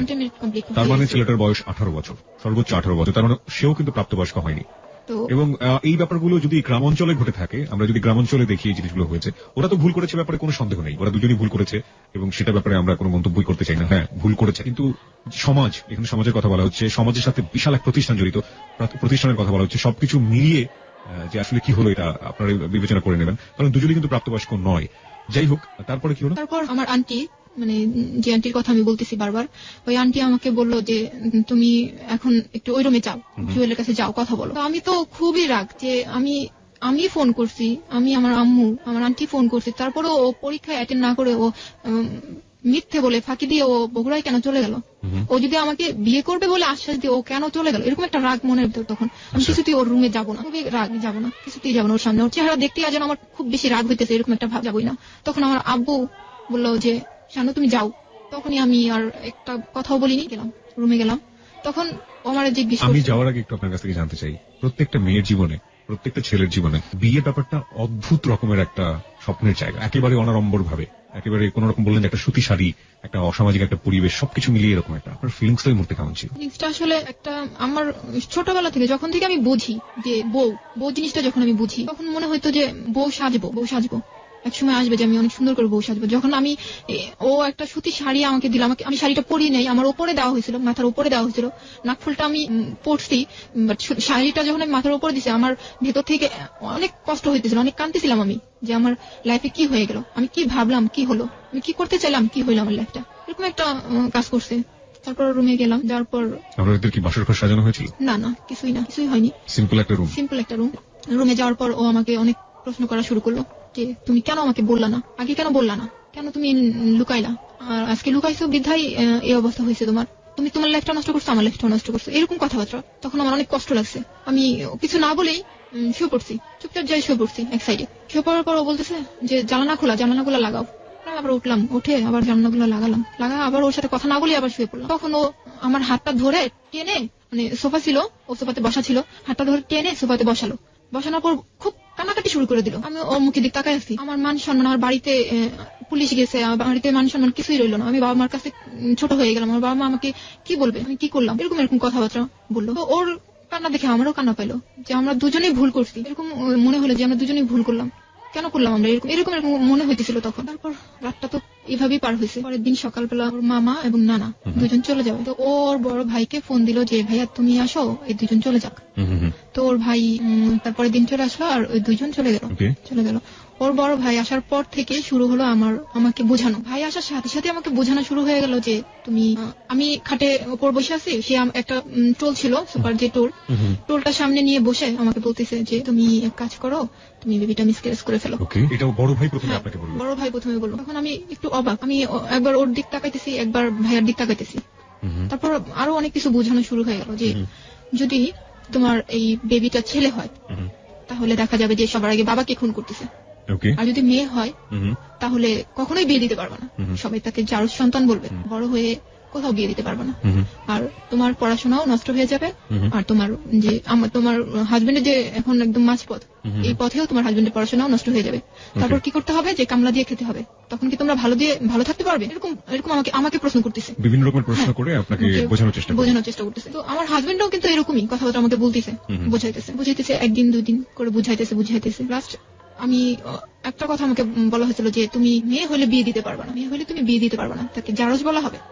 এই কথাটা আমার অনেক বেশি লাগছিল। তখন আমি বললাম হ্যাঁ ঠিক আছে, আমি বেবি মিসক্যারেজ করবো। ক্লাস 9-এ পড়েন আপনি, 14 বছর বয়স, আপনি 5 মান্থ প্রেগনেন্ট, এবং আপনি ওই সময় বেবি অ্যাবর্ট করতে চাচ্ছেন। আপনার ফিজিক্যাল, আমি একেবারেই হ্যাংলা ছিলাম। আর বলতেছি, তো তখন আমি রাজি হয়ে গেলাম যে হ্যাঁ আমি বেবিটা মিসক্যারেজ করে ফেলবো। তো এখন বিভিন্ন হসপিটাল আমাকে না হচ্ছে, ও ওর ভাই বিভিন্ন হসপিটালে কেন নিচ্ছে? বিভিন্ন হসপিটালে এই কারণে যে হসপিটালে আমি যাচ্ছি না কেন, আমার অপারেশন করতে চাইতেছে না। একই হইতেছে আমার প্রেশার এতই কম ছিল, অনেক কম ছিল, আর গায়ে রক্ত একেবারেই ছিল না। তো এই কারণে ডাক্তাররা বলতেছে না আমরা এটা করতে পারবো না, যদিও করি আপনাকে বনসই দিতে হবে, যে কিছু হলে, মেয়ের কিছু হলে এটার জন্য ডাক্তাররা দায়ী থাকবে না। আপনার প্যারেন্টস যারা ছিল, আপনার অভিভাবক যারা ছিল, তারা কি বলছিল? আমার আব্বু এটার জন্য আমাকে একদমই সাপোর্ট করেনি, আমাকে অনেক বুঝাইছে যে আমরা পালবো, তোমার পালা লাগবে না, আমরা পালবো। আমার এক আন্টি ছিল, যে অনেক অনেক গরিব একটা আন্টি, আমার আম্মুর খালাতো বোন। তো ওই আন্টি আমাকে বলছে যে তুই শুধু আমাকে দিয়ে দে, জন্মটা দিয়ে আমাকে দিয়ে দে, আমি সারা জীবন তোর সামনেই আসবো না ওর নিয়ে, এরকম বলছে। তারপর আমি রাজি হইনি, বলছি না। আমি আমার হাজবেন্ডকে বললাম যে আমি বেবিটা রাখি, আমাদের কাছে রাখবো না, আমার আন্টিকে দিয়ে দেবো, নিয়ে যাক, আমার চোখের সামনে থাকবে না, অনেক দূরে নিয়ে যাবে, এরকম বলছি ওকে আমি। কিন্তু ও কিছুতেই কিছু না, মিসক্যারেজ করতেই হবে, তাহলে তোমার প্রবলেম আমার প্রবলেম, এটা থাকলে অনেক প্রবলেম হবে, অনেক প্রবলেমের কথা আমাকে বুঝাইলো। তারপর তো আমি রাজি হলাম। আমার আব্বু আম্মু একদমই রাজি ছিল না। অনেক হসপিটাল ঘোরার পর আমাদের গাজীপুরে যে সদর হসপিটাল, ওখানকার একটা নার্স ছিল মহিলা, ওই মহিলা আমাকে, আমার হাজবেন্ডকে বললো যে আমি এই জিনিসটা করাই দিতে পারবো, তবে এখানে না, হসপিটালে না, একটা বাড়িতে। তখন আমার হাজবেন্ড রাজি হয়ে গেল, ঠিক আছে আমাদেরকে ওখানে নিয়ে চলেন। তো সেদিন আমরা ঠিকঠাক করে চলে আসছি, বাসায় চলে আসছি। বাসায় আসার পর আম্মুরও বলছি যে আম্মু এই ঘটনা, এখানে নিয়ে গেছিল সদর হসপিটালের এক নার্স আছে, নার্স আমাদের এই বলছে। তখন আম্মু ওই নার্সের কথা বলার সাথে সাথে আম্মু নার্সকে চিনা ফেলছে, বলছে এটা তো এই নাম না? আমি বলছি হ্যাঁ এই নামটাই। তো বলছে বাবা তুমি মরে যাবা, আমাকে বলছে বাবা তুমি মরে যাবা, তোমার কোনো দরকার নাই, তুমি জুয়েলকে মানা করে দাও যে আমি মিসক্যারেজ করবো না, মানা করে দাও। আমার মা তো একদমই রাজি না, একদমই না। তো আমি বললাম না আম্মু এই সমস্যা হবে, দেখো মা আমার এই যে পড়াশোনা একদম একেবারে নষ্ট হয়ে যাবে, আর ছেলে হলে ওর বাবাকে খুন করবে, মেয়ে হলে এই করবে, বিয়ে দিতে পারবো না, যার সন্তান করবে, এরকম আমার মাকে আমি বুঝাইতেছি। তারপর আমার আম্মু আর কিছুই বলে নাই, আম্মু রাজি না, মানে হ্যাঁও বলে নাই নাও বলে নাই, কিছুই না, চুপ করে আছে। তার পরের দিন সকালবেলা আমি আমার হাজবেন্ড দুজন হসপিটালে, মানে ওই সদর হসপিটালে চলে গেলাম। যাওয়ার সময় আম্মু গোসলখানায় ছিল, বলার জন্য যে বলবো যে আম্মু আমি চলে যেতেছি। আম্মু আমার চেহারাটাও দেখেনি, শুধু গোসলখানার ও পাশে আম্মা ছিল, আমি এ পাশ থেকে বললাম যে আম্মু আমি চলে গেলাম। ওখান থেকে ওই নার্স একটা বাড়িতে আমাকে নিয়ে গেল। ওখানে ওই বাড়িতে আসলে যে মহিলা, ওই মহিলা বেবি মিসক্যারেজই করে, ওনার কাজই হচ্ছে এটা। রুমটা ছিল এরকম, আমি বলতে চাই যে একটা বেড ছিল আর পাশে আরেকটা বেড ছিল, আর যে বেডটাতে আমি ছিলাম ওই বেডটা আমাদের বিছানা যেরকম তোষক জাজিম টাজিম থাকে এরকম সেম, কোন হসপিটালে যে বেড গুলো ওরকম না, এরকম বেড। তো ওখানে আমাকে নিয়ে গেল, ওখানে ওই বেডে আমাকে রাখা হলো, এবং যখন আমি গেছি তখনই আমাকে দেওয়া হলো, স্যালাইন দেওয়া হলো, আর একের পর এক ক্যাপসুল খাইতে দেওয়া হলো। একের পর একটা ক্যাপসুল খেলাম। আর এটা ওই নার্সে করছে, কোনো ডাক্তার না? কোনো ডাক্তার না, নার্সও বলা যাবে না ওটাকে। নার্স তো ওখানে আমাকে পরিচয় করে দিয়ে চলে আসলো। কে করছে আপনি কিছুই জানেন না? কে করতেছে আমি কিন্তু জানি না। একটা মহিলা ছিল, একটা বুড়া মহিলা ছিল, উনি করছে সবকিছু। উনি আমাকে ওষুধ দিতেছে, উনি আমাকে স্যালাইন লাগাইছে, উনি আমাকে এই স্যালাইনের ভিতর যে বিভিন্ন রকমের ওষুধ ওগুলা দিচ্ছে, ওই মহিলাই করছে। যখন আমার পেটের ব্যথাটা আস্তে আস্তে বাড়তে শুরু করলো, পেটে ব্যথা করতেছে, আমার কোমর থেকে পেটে ব্যথা করতেছে, আস্তে আস্তে ব্যথা করতেছে। যখন আমার ব্যথাটা এত পরিমাণ বেড়ে গেল যে আমি কিছুতেই থাকতে পারছি না, আমার অনেক চিল্লাচিল্লি করতেছি, অনেক চিল্লাচিল্লি করতেছি। তখন আমার হাজবেন্ড কি করলো যে আমার আম্মুকে যে বাসায় আয়সা নিয়ে গেল, আমাকে ওই অবস্থা ওখানে রেখে আমার আম্মুকে নিতে আসলো। আমার আম্মু কিন্তু আম্মু ডাকে না, ডাকে আন্টি। তো বললো আন্টি আপনি একটু চলেন, সামনের অবস্থা তো ভালো না, একটু চলেন। আম্মু তো ওই কথা শোনার পর আমার আম্মু পাগলের মতো ওর সাথে চলে আসছে। আমাকে যখন দেখছে যে আমি বেডের মধ্যে এরকম ব্যথায় কাতরাতেছি, তখন আম্মু যে কি করছে আমি মানে না দেখলে সেটা কেউ বুঝবে না। আমার সারা মুখে আম্মু এত চুমা গাইতেছে আর বলতেছে আমার মেয়ে মরে যাচ্ছে, আমার মেয়ে মরে যাচ্ছে, এরকম করতেছে। তারপর ওই দিন সারাদিনই আমি বেরিয়েছিলাম, এরকম স্যালাইন চলতেছে, আমি ব্যথা এরকম চিল্লাইতেছি। পরের দিন শুক্রবার সকালবেলা, এটা ছিল 16 আগস্ট, বেবিটা নর্মালি হইলো, এবং সেটা মৃত। আমি একটা কথা বলতে চাই যে যখন বেবিটা অনেক নড়তেছিল আমার পেটের মধ্যে, তখন ওই মহিলাটা একটা ছোট কলসির মধ্যে গরম পানি নিয়ে আমার পেটের উপর রাখছিল। তখন মনে হইলো কি যে আরো বেশি মনে হয় বাচ্চাটা নড়তেছে, চিল্লাইতেছে, এরকম মনে হইলো আমার কাছে। তারপরে পরের দিন তো হলো, তখন আমার আন্টিকে আমার আম্মু খবর দিল যে তুমি একটু আসবো। এটা ওই আন্টি যে আন্টিটা বেবিটা নিতে চাইছিল, বলছিল আমি সারা জীবন আসবো না তোমার সামনে। আন্টিটা আসার পরে আমি বললাম আন্টি আমাকে একটু বেবিটাকে দেখান তো, চেহারাটা একটু দেখান আমাকে। তো আন্টি একটু ঘুরায় আমাকে চেহারাটা দেখানো। তখনই আমি সেই মুহূর্তে আমি বুঝতে পারলাম যে আমি কত বড় একটা ভুল করছি। সেদিনই চলে আসছি, ওখান থেকে নিয়ে আসছে আমাকে একটা সিএনজি ভাড়া করে বাসায় নিয়ে আসছে। নিয়ে এসে আমি খুবই অসুস্থ, আমাকে ওষুধপত্র দেওয়া হয়েছে, আমি একদমই মানে আমাকে কোলে করে মানে এসে নিতে হয়, গোসলখানায় কোলে করে আমাকে টয়লেটে নিতে হয়, এরকম অবস্থা। বেবিটা কি ছেলে ছিল না মেয়ে ছিল? মেয়ে ছিল, অনেক অসুস্থ। ও আমাকে এখানে রেখেই আস্তে আস্তে বিকেল হয়ে গেছে, একটু সন্ধ্যা সন্ধ্যা টাইপ হয়ে গেছে। তো আমার আম্মু তখনও আর কি ওষুধপত্র আনতে পারেনি, আম্মু আর আব্বু দুজনে মিলে মানে আমাদের বাহিরে গেল আর কি, মার্কেটে গেল যে ওষুধগুলো নিয়ে আসি আর ওরে রাইখে গেল, আমার হাজবেন্ডকে আমার বাসায় রাইখে গেল যে তুমি একটু কাছে বসে থাকো, ওর কাছে বসে থাকো। তো ও বসেই ছিল। কিছুক্ষণ পরে একটা ফোন আসছে, ফোনটা ছিল ওর একটা পাতানো বোন ছিল, ওটা আমাদের ওখানকারই পাতানো বোন, ও বোন ডাকছিল আর ওর ওই বোনের মাকে ও মা ডাকছিল। তো ওই ফোনটা পেয়ে ও আমাকে, আমার এত জ্বর, এত অসুস্থ, আমি এই অবস্থায় রেখে ও চলে গেল বোনের কাছে, চলে গেছে, অনেকক্ষণ হয়ে গেছে। এর মধ্যে আমার এত জ্বর উঠছে, মানে আমি কাঁপতেছি। আমার ছোট বোনটা একটা ল্যাব দিছে, আরেকটা ল্যাব দিছে, 3টা ল্যাব দেওয়ার পর আমি কাঁপতেছি, আমি কাঁপা পড়ে যেতেছি, এত আমার জ্বর উঠছে। বালিশ দিয়ে আমার ছোট বোনটা উপরে উঠা মানে চাপ দিয়ে রাখছে আমাকে। তো তারপরে দেখতেছি আমি আরো বেশি, মানে আমার অবস্থা তো খারাপ। পাশে একটা আন্টি ছিল, আন্টিকে ডাকে নিচ্ছে, আন্টি একটু আসেন তো, আপু তো এরকম করতেছে। আন্টিও আসছে, এমন সময় আমার আব্বু আম্মু চলে আসে। আসার পর দেখে আমার এই অবস্থা, তাড়াতাড়ি মাথাটাতে পানি টানি দিল, দেওয়ার পরে একটু ঠিক হলাম, ওষুধ খাওয়ালে একটু ঠিক হলাম। তো আমাকে জিজ্ঞেস করলো জুয়েল কোথায়? আমি বললাম ওর রোজি আপু ফোন দিছে তো ওখানে গেছে। ওর বোনের কথা বললাম যে ওখানে ফোন দিছে তো ওর কাছে গেছে। তো আমার আব্বু এত রাগ ছিল, মনে হয়েছিল সেদিন ওকে মেরেই ফেলবে, এই অবস্থা। আমার আব্বু খুব রাগ করছে। ও আসার সাথে সাথে আমার আব্বু ওর রাইকে নিছে এদিকে। তো যাওয়ার পরে ও আমার আব্বুর, আমি জানি না, আমি তো এই রুমে, ও আব্বুকে হাত দুইটা ধরে কি যে বললো আমি জানি না। আমার আব্বু একেবারেই ঠান্ডা হয়ে গেল, কিছুই বললো না, কিছুই বললো না যে আমার মেয়েটাকে এইভাবে রাইখা গেলা, বা আমার মেয়েটাকে এত অসুস্থ তুমি কিভাবে গেলে, ওখানে যাওয়াটা কি এত জরুরি ছিল, এগুলো কিছুই বলেনি। ও হাত ধরে কি বুঝালো, আমার বাবা একদমই ঠান্ডা হয়ে গেল। কি বুঝেছিল পরে জানেন কিছু?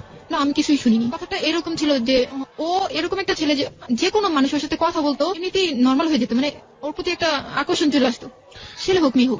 এখানে আমি একটু বলি তাদেরকে, সেটা হচ্ছে যে he is looking to smart, এবং ওর ছবিগুলো আমি দেখেছি, আসলেই অনেক অনেক সুন্দর দেখতে, অনেক ইয়াং, অনেক হ্যান্ডসাম দেখতে। এবং শামিমা আজকে কিছু পিকচার মানে কিছু ফটো নিয়ে এসছে ওর সাথে করে, তো ছবিগুলো আমি দেখছিলাম আসলে সেই সময়কার ছবিগুলো, বর্তমানে যদি দুই একটা আছে ওর কাছে, ওগুলো একটু দেখার চেষ্টা করেছি। আমার কাছে মনে হচ্ছে যে ও আসলে দেখতে অনেক ভালো, অনেক স্মার্ট এবং খুবই গুড লুকিং একটা ছেলে।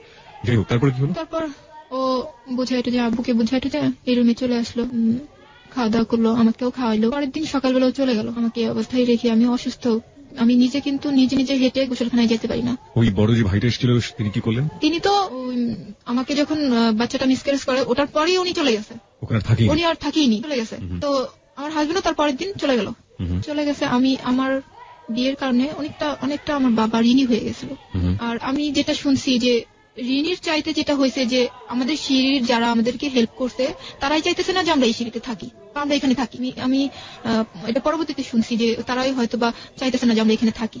তার মানে যে বিল্ডিং এর লোকজন ধরে আপনাদের এই আয়োজনটা করে দিল, এখন তারাই চাচ্ছে না যে আমরা এখানে থাকি, ওই বিল্ডিং আপনারা থাকেন।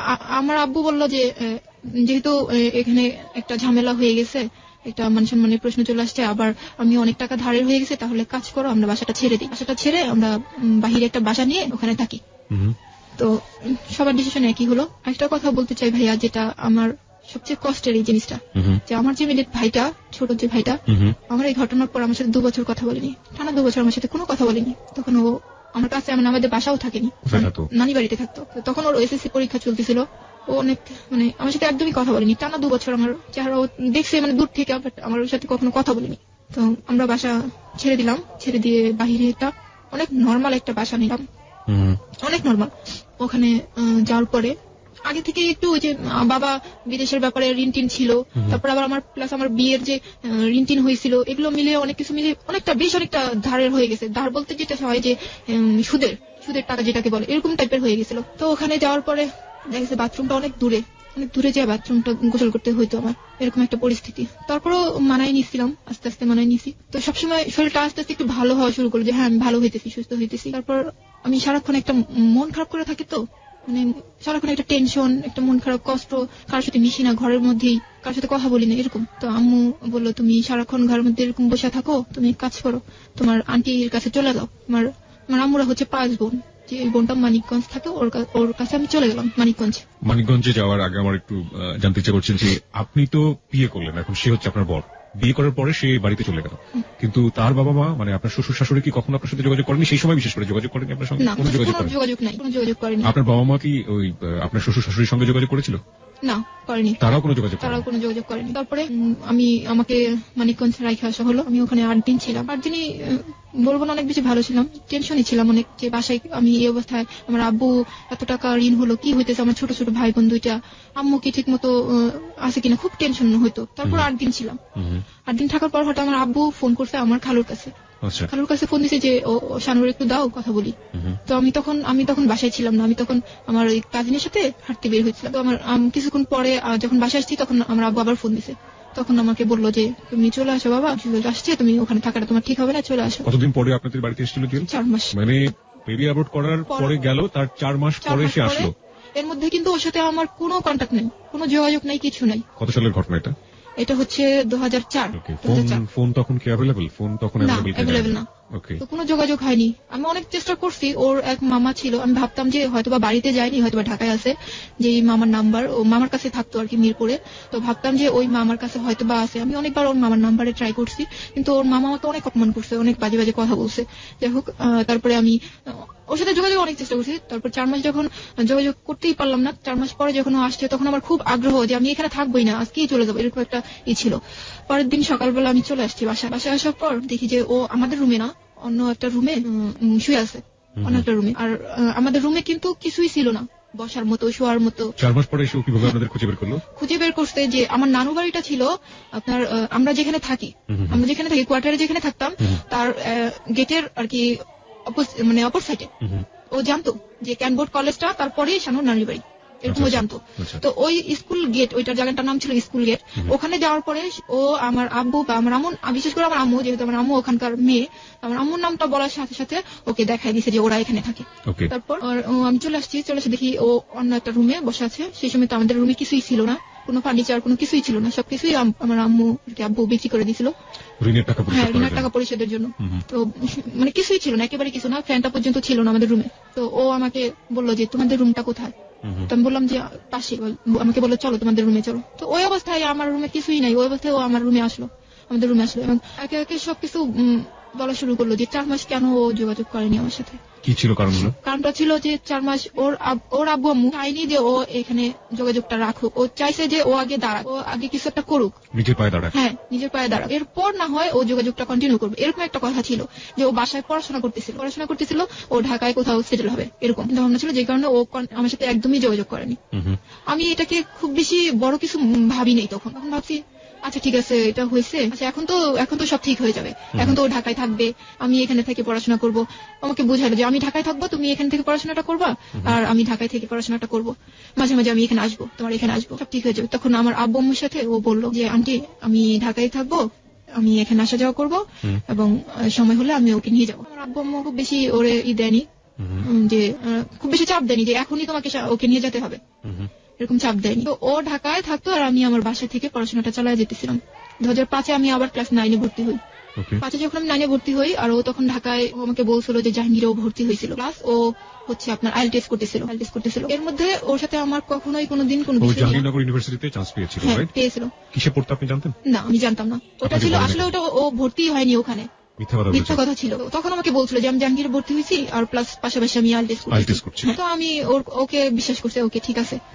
তো আমি ও কি করছে যে এর মধ্যে কিন্তু ওর সাথে আমার কোনো ঝগড়া ঝাঁটি, কোনো কিছু না, মনোমালিন্য কিছুই কখনো কোনো বিষয় নিয়ে হয়নি, না ওর বাসার লোকজনকে নিয়ে, না আমার বাসার লোকজনকে নিয়ে, কোনো কিছুই হয়নি। আমি যে ও আমার সাথে ফ্লোরে থাকতেছে, আমার মাথার উপর ফ্যান নেই, ও আমার সাথে থাকতেছে, আমার বাথরুমটা অনেক দূরে, ওখানেই যাইতেছে, এমনকি সাপ্লাই পানি নেই, কল চেপে পানি বের করতে হইতেছে, ও করতেছে তাই করতেছে। এবং বর্ষার দিন আসলে টিন আসলে ওপরে, ঘরে টিন আসলে ওপরে, ওই টিন দিয়ে পানি পড়তো, ওর কোনো কিছুই মনে হতো না। ওরকম পরিবেশে ও আমার সাথে ছিল, মানায় গেছে আমার সাথে, আমি যেরকম পরিবেশে ছিলাম ও সেরকম পরিবেশে ছিল।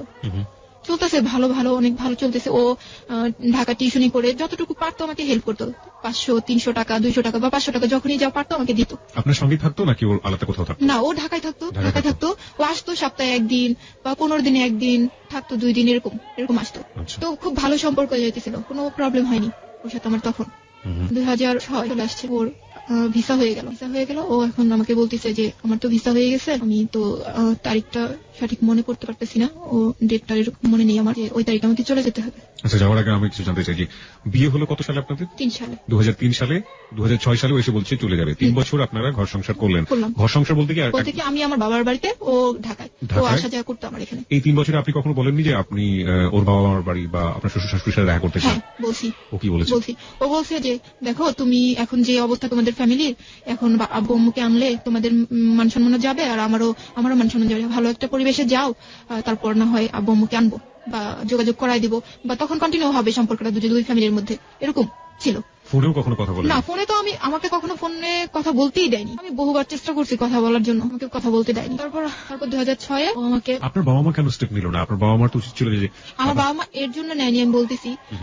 যখন ও ভিসা হয়ে গেল, তখন আমার আব্বু মা বলতেছে যে তোমার তো এখন ভিসা হয়েছে, তুমি তো দেশের বাইরে চলে যাবা, তাহলে তুমি মেয়েকে তোমাদের বাড়িতে রেখে যাও।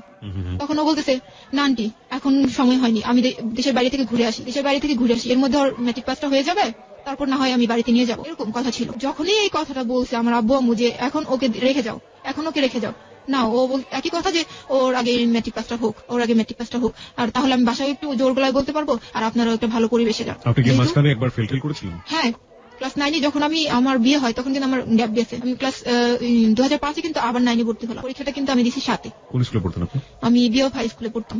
তো তখন ও 2006-এ এরকম তারিখ ফিক্সড হলো যে এই তারিখে চলে যাবে। কোথায় যাচ্ছেন?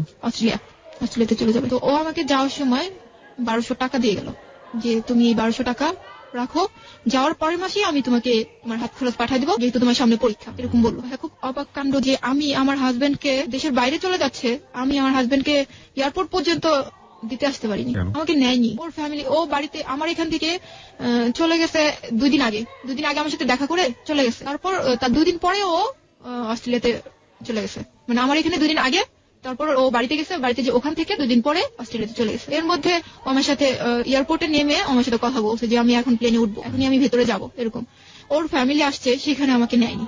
এয়ারপোর্টে ওর ফ্যামিলি সবাই আসছে ওকে বিদায় দেওয়ার জন্য, কিন্তু আমি যাইতে পারিনি, আমাকে নেওয়া হয়নি। আমি বহুবার বলছি যে আমাকে নিয়ে যাও, এটাই তো সুযোগ দিয়ে ওদের সাথে আমার দেখা হইলো, কথাবার্তা হইলো, একটা মিল হয়ে যাবে, আমাকে নিয়ে যাও।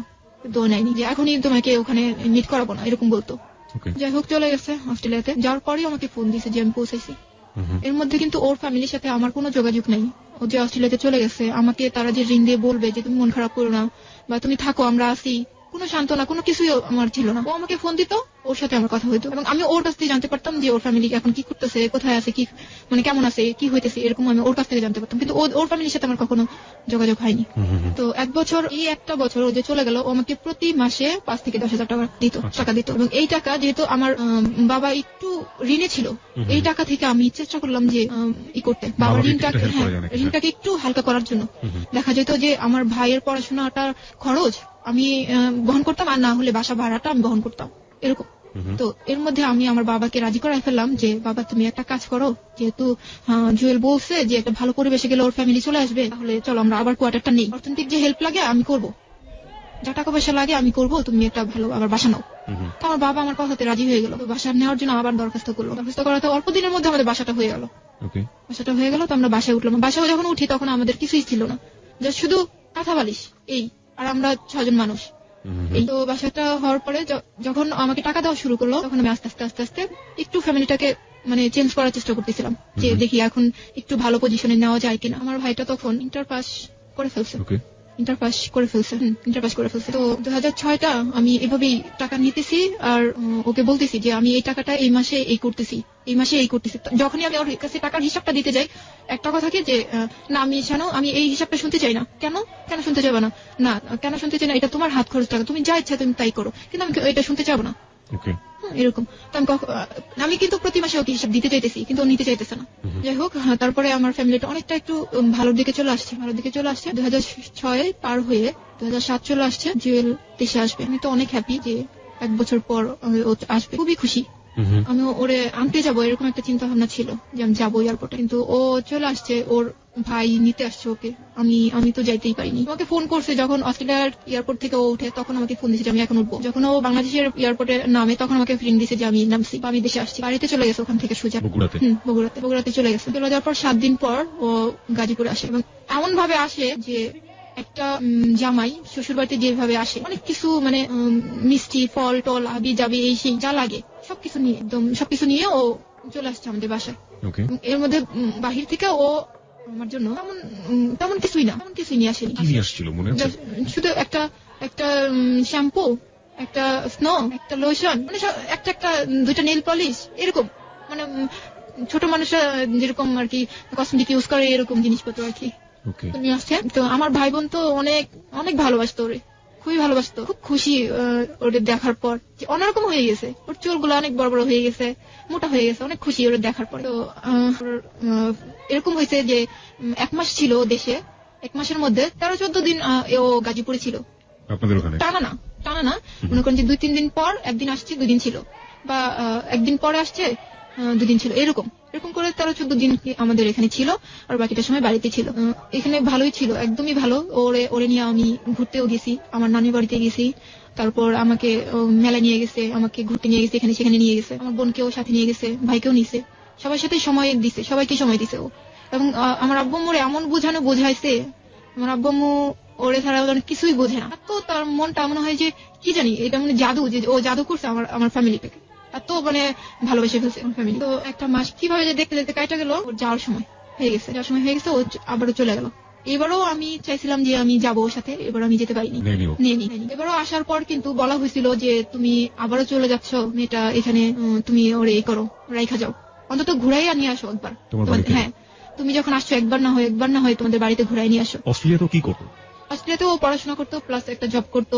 ওকে, ঠিক আছে, অ্যাজ ইউজুয়াল। ওকে, যেটা বলছিলেন যে ঘুরে নিয়ে আসার কথা হচ্ছিল। তো আমার আম্মু বলতো যে তুমি একবার ঘুরাই নিয়ে আসো তোমাদের বাড়ি থেকে, বাড়িটা একটু দেখে আসো, সবাইকে একটু চিনা জানা আসুক, ওখানে না থাকলো তুমি নাই, ওখানে না থাকলো তুমি এমনিতে একটু ঘুরাই নিয়ে আসো।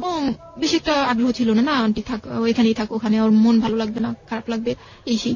6-9 বোঝ দিল আমার আম্মু, ঠিক তাই বোঝা, ঠিক আছে ওকে। 2007 চলে আসলো আমার পরীক্ষা, ও চলে গেল, আমার পরীক্ষা শুরু হলো, এসএসসি পরীক্ষা। তখন আমি একটু অসুস্থ ছিলাম, খুব জ্বর ছিল আমার, এই অবস্থায় আমি পরীক্ষা দিছি।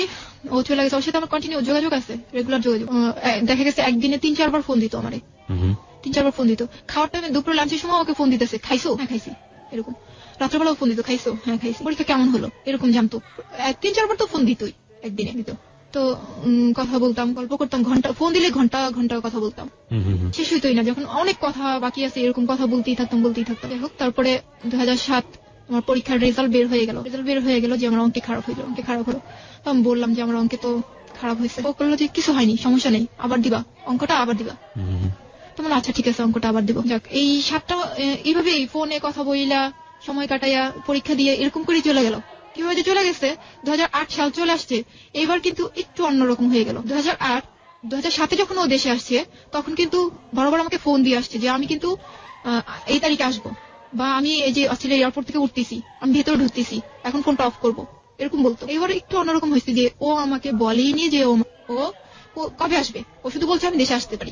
হ্যাঁ, যে আমি কবে আসবো এই তারিখটা কিন্তু আমাকে বলেনি। যখন ও অস্ট্রেলিয়ার এয়ারপোর্টে আসে, তখন আমাকে বলে যে আমি আজকে আসবো, আমি আজকে প্লেনে উঠতেছি। আমি তো পুরো অবাক, আমি এক প্রকার কষ্টই পাইছি যে আমাকে জানালো না, এখনো উঠতেছে, এখনো আসবে, এরকম। তো আবার সেই ঢাকায় নেমে তারপর আবার ফোন দিল যে আমি আসি, আমি নামছি, এরকম। তারপরে আমি বললাম, এরকম সময় নামছে যে ভোর 4টা, তখন ও নামছে। তখন ও গাজীপুরের দিকে রওনা দিতে পারতো তখন রওনাটা।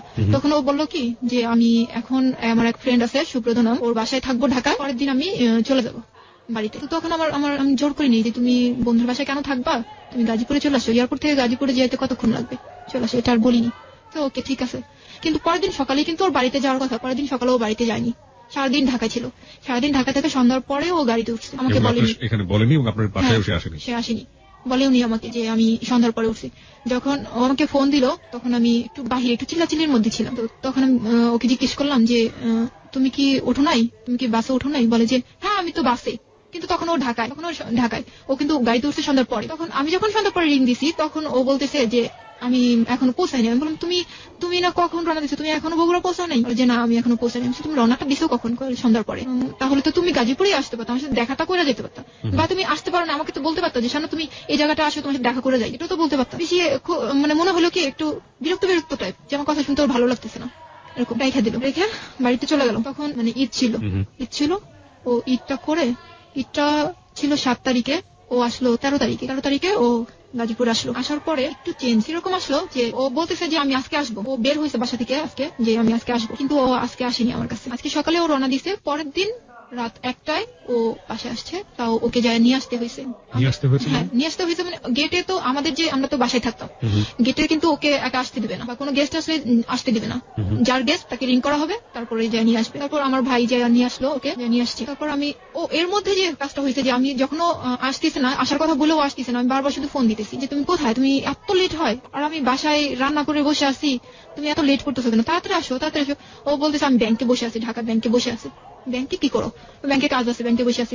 কিন্তু ও ব্যাংকে ছিল না, ও ছিল দিনাজপুর। যখন ও আসলো তখন রাত 1টা। দিনাজপুর ছিল এটা আপনি পরে জেনেছেন? হ্যাঁ, পরে জেনেছি। তো ও রাত্রে আসলো, রাত্রে খাওয়া দাওয়া করে আমরা ঘুমাই গেলাম। পরের দিন ও আমাকে বাণিজ্য মেলায় নিয়ে যাবে, বাণিজ্য মেলায় ঘুরতে নিয়ে যাবে। দিনাজপুরে কি করছিল? আমি বলতেছি এখনই যাবে, দিনাজপুরের ঘটনাটা এখনই যাবে। তো আমি বলতেছি বাণিজ্য মেলায় যাবো। খুব রাতের কথাটা তো আমি ভুলে গেছি, যে আমাকে সারাদিন ঘুরে আসি, পরের দিন রাত্রে আসছি, এটা আমি ভুলে গেছি। বাণিজ্য মেলায় ঘুরতে যাবো, খুব খুশি। পরের দিন ওর সাথে আমি বাণিজ্য মেলায় ঘুরতে যাবো। বাসে যখন উঠছি আমি, কতক্ষণই যাওয়ার পরই ওর একটা ফোন আসলো। ফোনটা ছিল ওর এক ফ্রেন্ডের গার্লফ্রেন্ডের। তো ও ফোন দিয়ে ওরা যখন কথা বলতেছে, আমি তো ও পাশের কথাগুলো শুনতে পারতেছি না, বাট ও যে অ্যান্সার করতেছে এগুলো কিন্তু আমি শুনতে পারতেছি। এরকম ছিল কথাগুলো যে আমি তো ইচ্ছা করে যাইনি, কাজলই আমাকে জোর করে নিছে।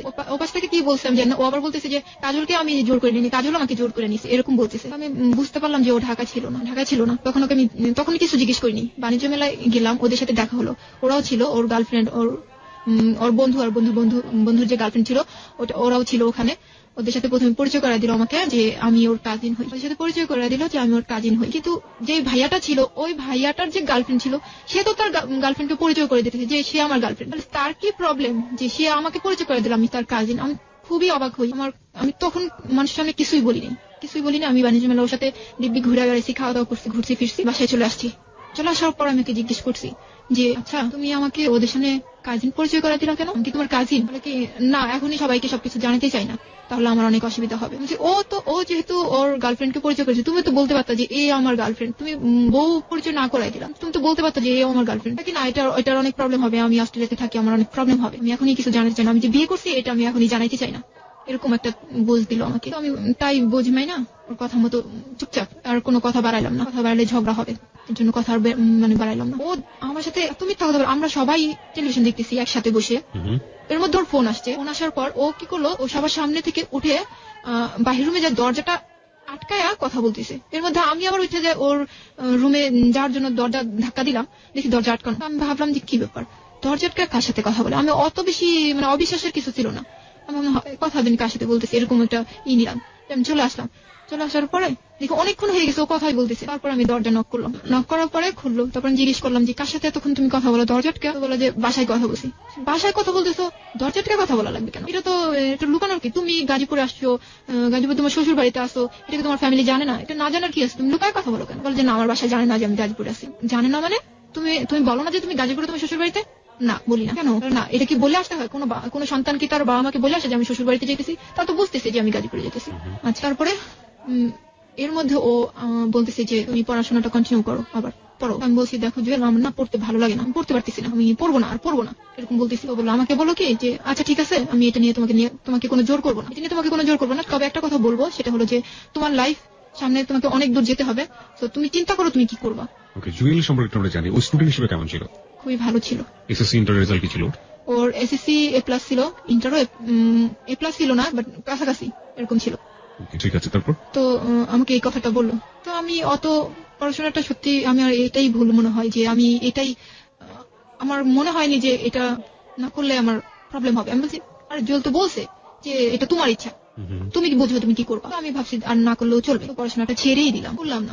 এসএসসি পরীক্ষা দেওয়ার আগে ছেড়ে দিলাম, বললাম না। তো 2008 ওর সাথে একটা ঝগড়া হয়, নিয়ে ঝগড়া হয় যে আমি পড়বো না। ও বলতেছে, ও কিন্তু জোর নাই যে জোর করতেছে না তোমাকে পড়তেই হবে, এরকম না, যে তুমি ভাবো তুমি কি করবা। আর আমার এরকম হতো যে যখন আমাকে পড়ার বিষয়টা বলতো আমার একটু রাগই হতো, কি বারবার শুধু একই কথা, পড়া, আমি পড়বো না, আমার হবে না, আমি পড়বোই না, এরকম বলতাম। কেন আপনি চিন্তা করতেন যে আপনার পড়া হবে না? সবাই যদি সবার এটা পড়ে। আমি বলি, আমি যখন এসএসসি পরীক্ষা দিই, যখন আমার অঙ্কে খারাপ হলো, তখন কিন্তু আমি যখন আমি রেজিস্ট্রেশন করতে গেলাম, আবার যখন রেজিস্ট্রেশন করতে গেলাম, তখন স্যাররা আমাকে আটকাই দিল। কি কারণে আটকাই দিল? যে তুমি অঙ্কর যে পরীক্ষাটা, টেস্ট পরীক্ষাটা এটা দাওনি, তোমাকে ফাইনাল পরীক্ষা দেওয়ানো যাবে না।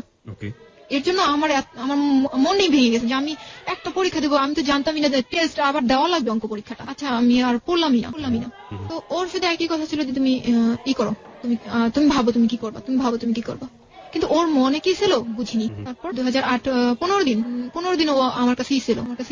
আর 15 দিন 2 মাস ছিল, 2 মাসের মধ্যে 15 দিন ও আমার কাছে ছিল, বাকি সময়টা ওর বাড়িতে ছিল এবং বিভিন্ন কাজে ও ব্যস্ত ছিল। যে হয়েছে যে সম্পূর্ণটা বাড়িতে ছিল না, ঢাকা ছিল বা কোনো বন্ধু বান্ধবের বাসায় ছিল, এরকম। 15টা দিন আমাকে দিছিল। তারপর এর মধ্যে 2008 ওরকে নিয়ে আমি আমার মানিকগঞ্জ আন্টির বাসায় ছিলাম 8 দিন। ওখানে আমি ঘুরতে যাই, আমার নানু বাড়িতে যাই, এখানে সেখানে ঘুরেও বেড়াইছি, সময় দিয়েছে আমাকে। তো যখন ওর যাওয়ার সময় হয়ে গেল তখন আমার আম্মু আবারও বললো যে এইবার রাইখা যাও, ওকে রাইখা যাও, ও যখন পড়াশোনা করবে না এবারও রাইখা যাও।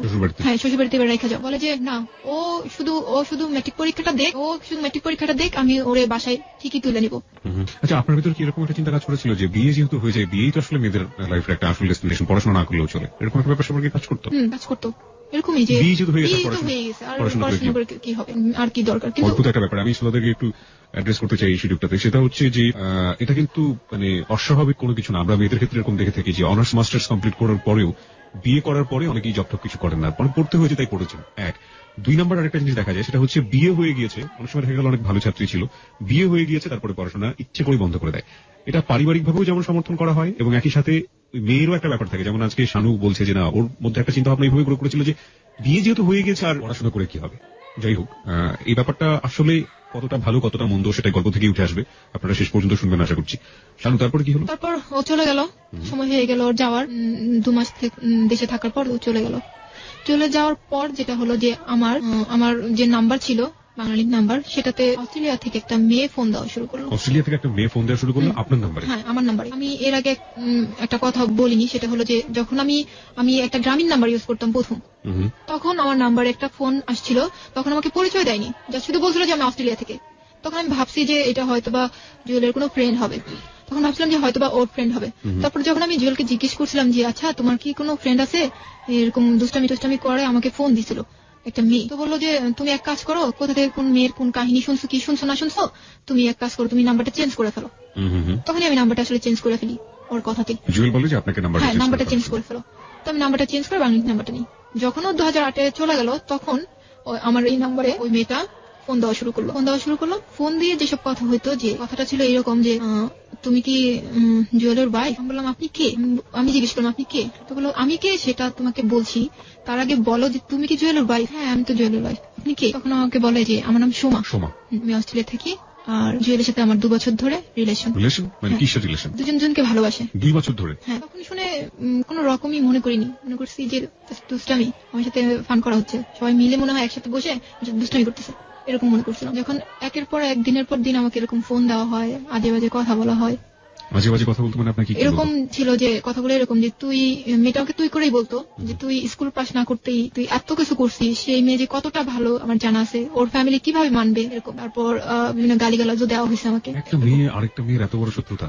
গালিগালাজ দেওয়া হয়েছে। আর আমাকে যেটা বলতো যে জুয়েল সম্পর্কে আমাকে বলতো যে আমি ওকে তো এখানে অস্ট্রেলিয়াতে জুয়েলকে আমি চাবুক মারি, প্রতিদিন ওকে চাবুক মারা হয়, আর ওকে তো আমি ছাড়বো না, আর দেখবো তুইও কিভাবে অস্ট্রেলিয়াতে আসিস, আমাকে এরকম বলতো। চাবুক মারি মানে কি? চাবুক মারি বলতে বুঝাইছে যে ও জুয়েল যে ও এটা জেনেও যে ও বিবাহিত বউ আছে বাংলাদেশে, এটা জেনেও ওর সাথে কেন রিলেশন করলো, এটা জানার মানে এটা করে ও কেন ওই মেয়েটার সাথে এরকম করলো, এটার জন্য ওকে প্রত্যেক নিয়ত একটা হয়তো বা এরকম একটা পজিশন সৃষ্টি করে যে এটাকে চাবুক মারা বলে, এরকম এরকম হয়েছে। যে যখন ও যাওয়া শুরু গেল, তখন থেকে আমাকে ফোন দেওয়া খুবই কম দিত। 15 দিন পর বা এরকম হতো, 15 দিন পর ও ফোন দিত না। আমি যখন ওকে এই বিষয়টা নিয়ে যখন ওর সাথে কথা বলবো, এর জন্য যখন আমি ফোন দিতাম, তখন আমাকে বলতো যে আমি তো ব্যস্ত, আমি তোমাকে পরে ফোন দিতেছি, এরকম বলতো। তারপর দেখা যেত যে 15 দিন 20 দিন পরে আমাকে ফোন দিত। একটু অবাকই হই যে মানুষ প্রতিদিন 3-4 বার ফোন দিত, সে মানুষ 20 দিন হয়ে গেছে, 15 দিন হয়ে গেছে, আমাকে ফোন দেয় না। তখন আমি ওর আচরণে আর মেয়েটার কথাবার্তা একটু সন্দেহ করা শুরু করি। তখন আমি মেয়েটাকে অনেক কিছু জিজ্ঞেস করি যে আপনারা কতদিন ধরে রিলেশন করছেন, আপনি কি যে জানেন না যে ওর ওয়াইফ আছে? বলে যে না, আমি জানলে, আমি একটু শিক্ষিত মেয়ে, আমি ঢাকা জাহাঙ্গীর থেকে ইংলিশ অনার্স করছি, তারপর এখানে এসে আমি নিজে জব করি, নিজে পড়াশোনা করি, আমি কি জেনে শুনে এই কাজটা করবো? তো আমি কি জেনে শুনে এই কাজটা করবো, তোমার কি মনে হয়? আমাকে জিজ্ঞেস করতেছে। তো বললাম আমি জানি না, আমি বলছি আমি জানি না। আপনি এখন তো জানছেন, তাহলে এখন কেন সরে যান না, এখন সরে যান। বলে না আমি সরবো না, তুই সরে যাবি। আমাকে বলে তুই সরে যাবি, তুই অস্ট্রেলিয়াতে আসতে পারবি না, আর ওকে আমি এখান থেকে যেতে দেবো না। জুয়েলের কথা বলতেছে, ওকে আমি যেতে দেবো না। তখন আমি ও জুয়েলের সাথে কন্ট্যাক্ট করানোর চেষ্টা করি, যে আমি ওকে বলি যে আমাকে এই মেয়েটা এত জ্বালাইতেছে, আমি শান্তি পাইতেছি না, আমি সারাক্ষণ টেনশনে আছি এই বিষয়টা নিয়ে। ওরে বলি, ও আমাকে কি বললো যে মেয়েটা হচ্ছে ওর ফ্রেন্ড, পাশে ফ্ল্যাটে থাকে, এতটুকুই। তখন আমি বললাম যে ও তোমার ফ্রেন্ড, ও এতটুকু সম্পর্ক, তাহলে ও আমাদের কিভাবে বিয়ে হয়েছে এই জিনিসটা ও কিভাবে জানলো? বলছে যে জানতে পারে না, আমি বলতে পারি না এই বিষয়টা, কি বলতে পারি না। আচ্ছা ঠিক আছে। আমি বললাম যে ওকে বললো আমার কাছে যেন ফোন না দেয়, আমার ভালো লাগে না কথা বলতে, এরকম কথা বলে আমার ভালো লাগে না, আমাকে ফোন দিতে মানা করে দিও।